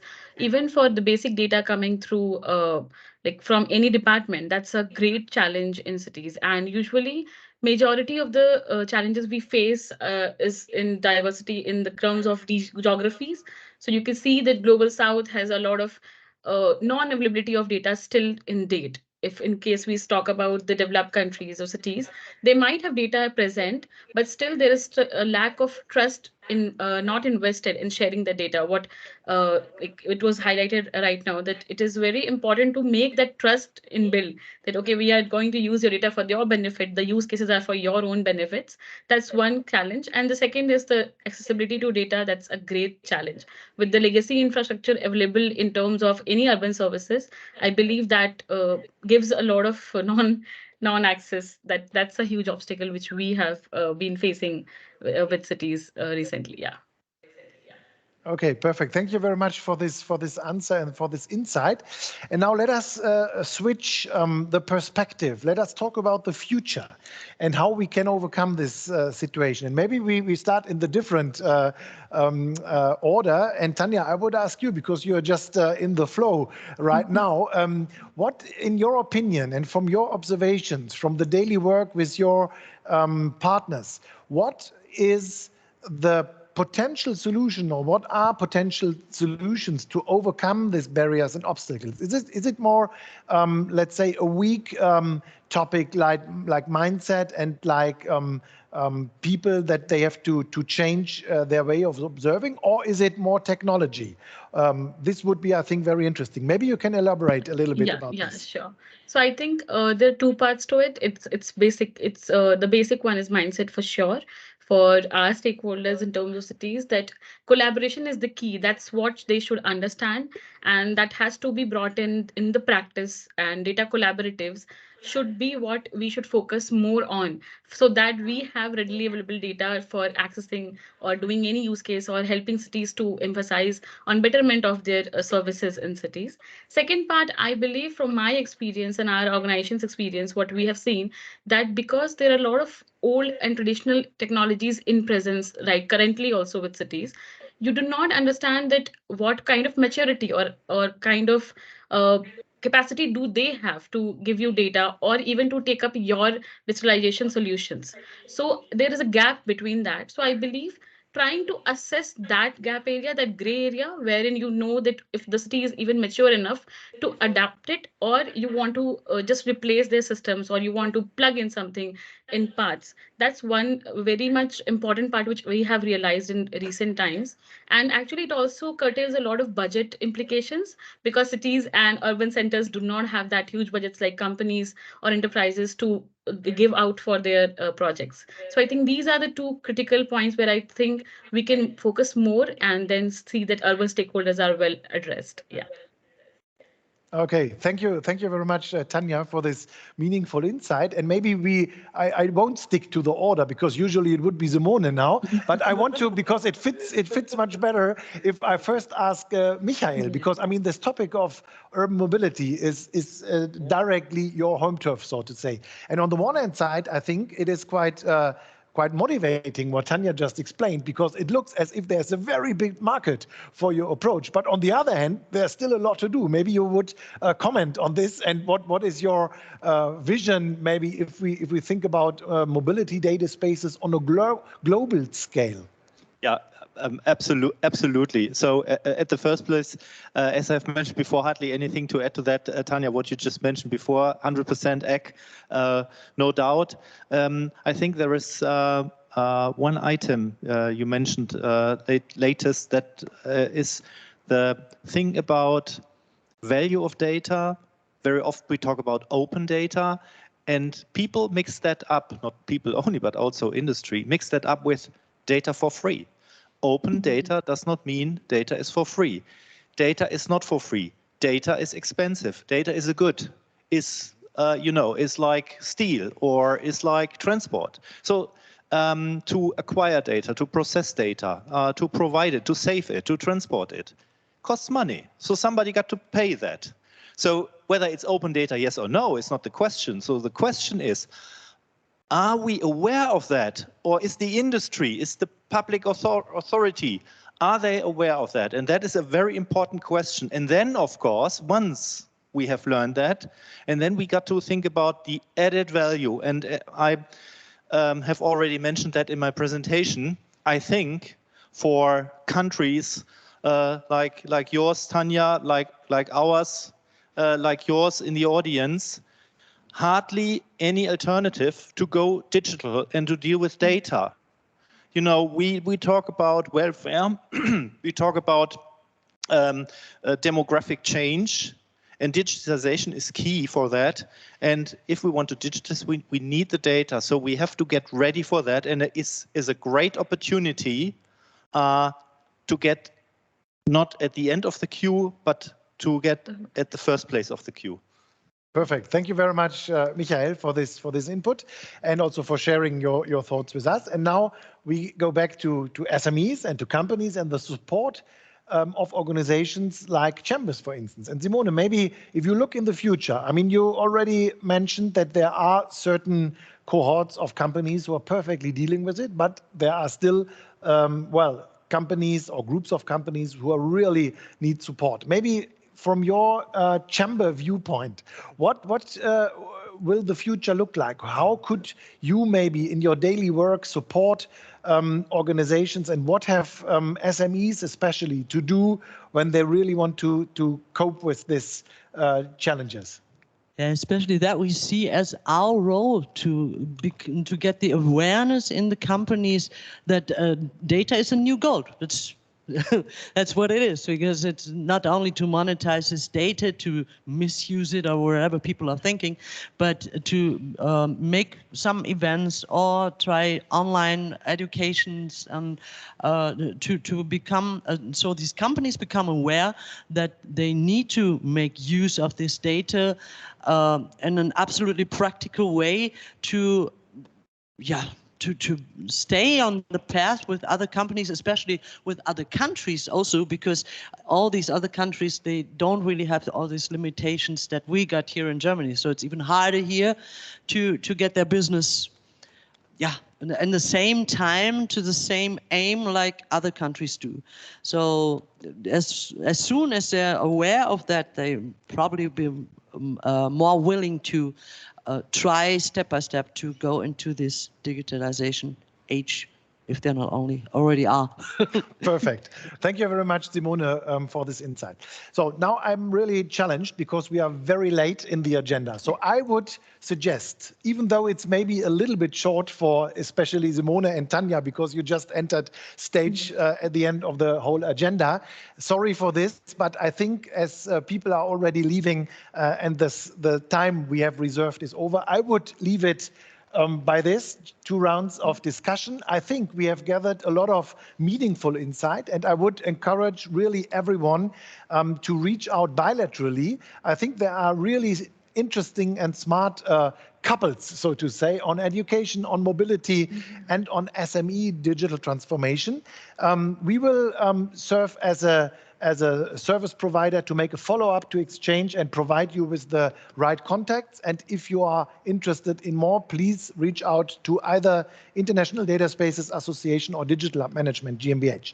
Finally, I want to thank personally very much Clara Brando and Eugenio Spindola for making this today event happen. So you have done a great job bringing all these different pieces of this puzzle together. Even though this event today was maybe not a usual data space or sovereign data sharing conference, it was broadening our perspective. At least for me personally, it was really enlightening also to listening to organizations which have maybe not been in the core data space debate so far. So thank you for participating, and please reach out bilaterally and bring the discussion further. Thank you very much from Dortmund. Thank you very much from Digitale Woche Dortmund, and have a great remaining working day. Thank you very much. Thank you. Goodbye, Tanya. Bye. And bye-bye, Tanya. Thank you for being with us. Thank you so much for this opportunity. Bye.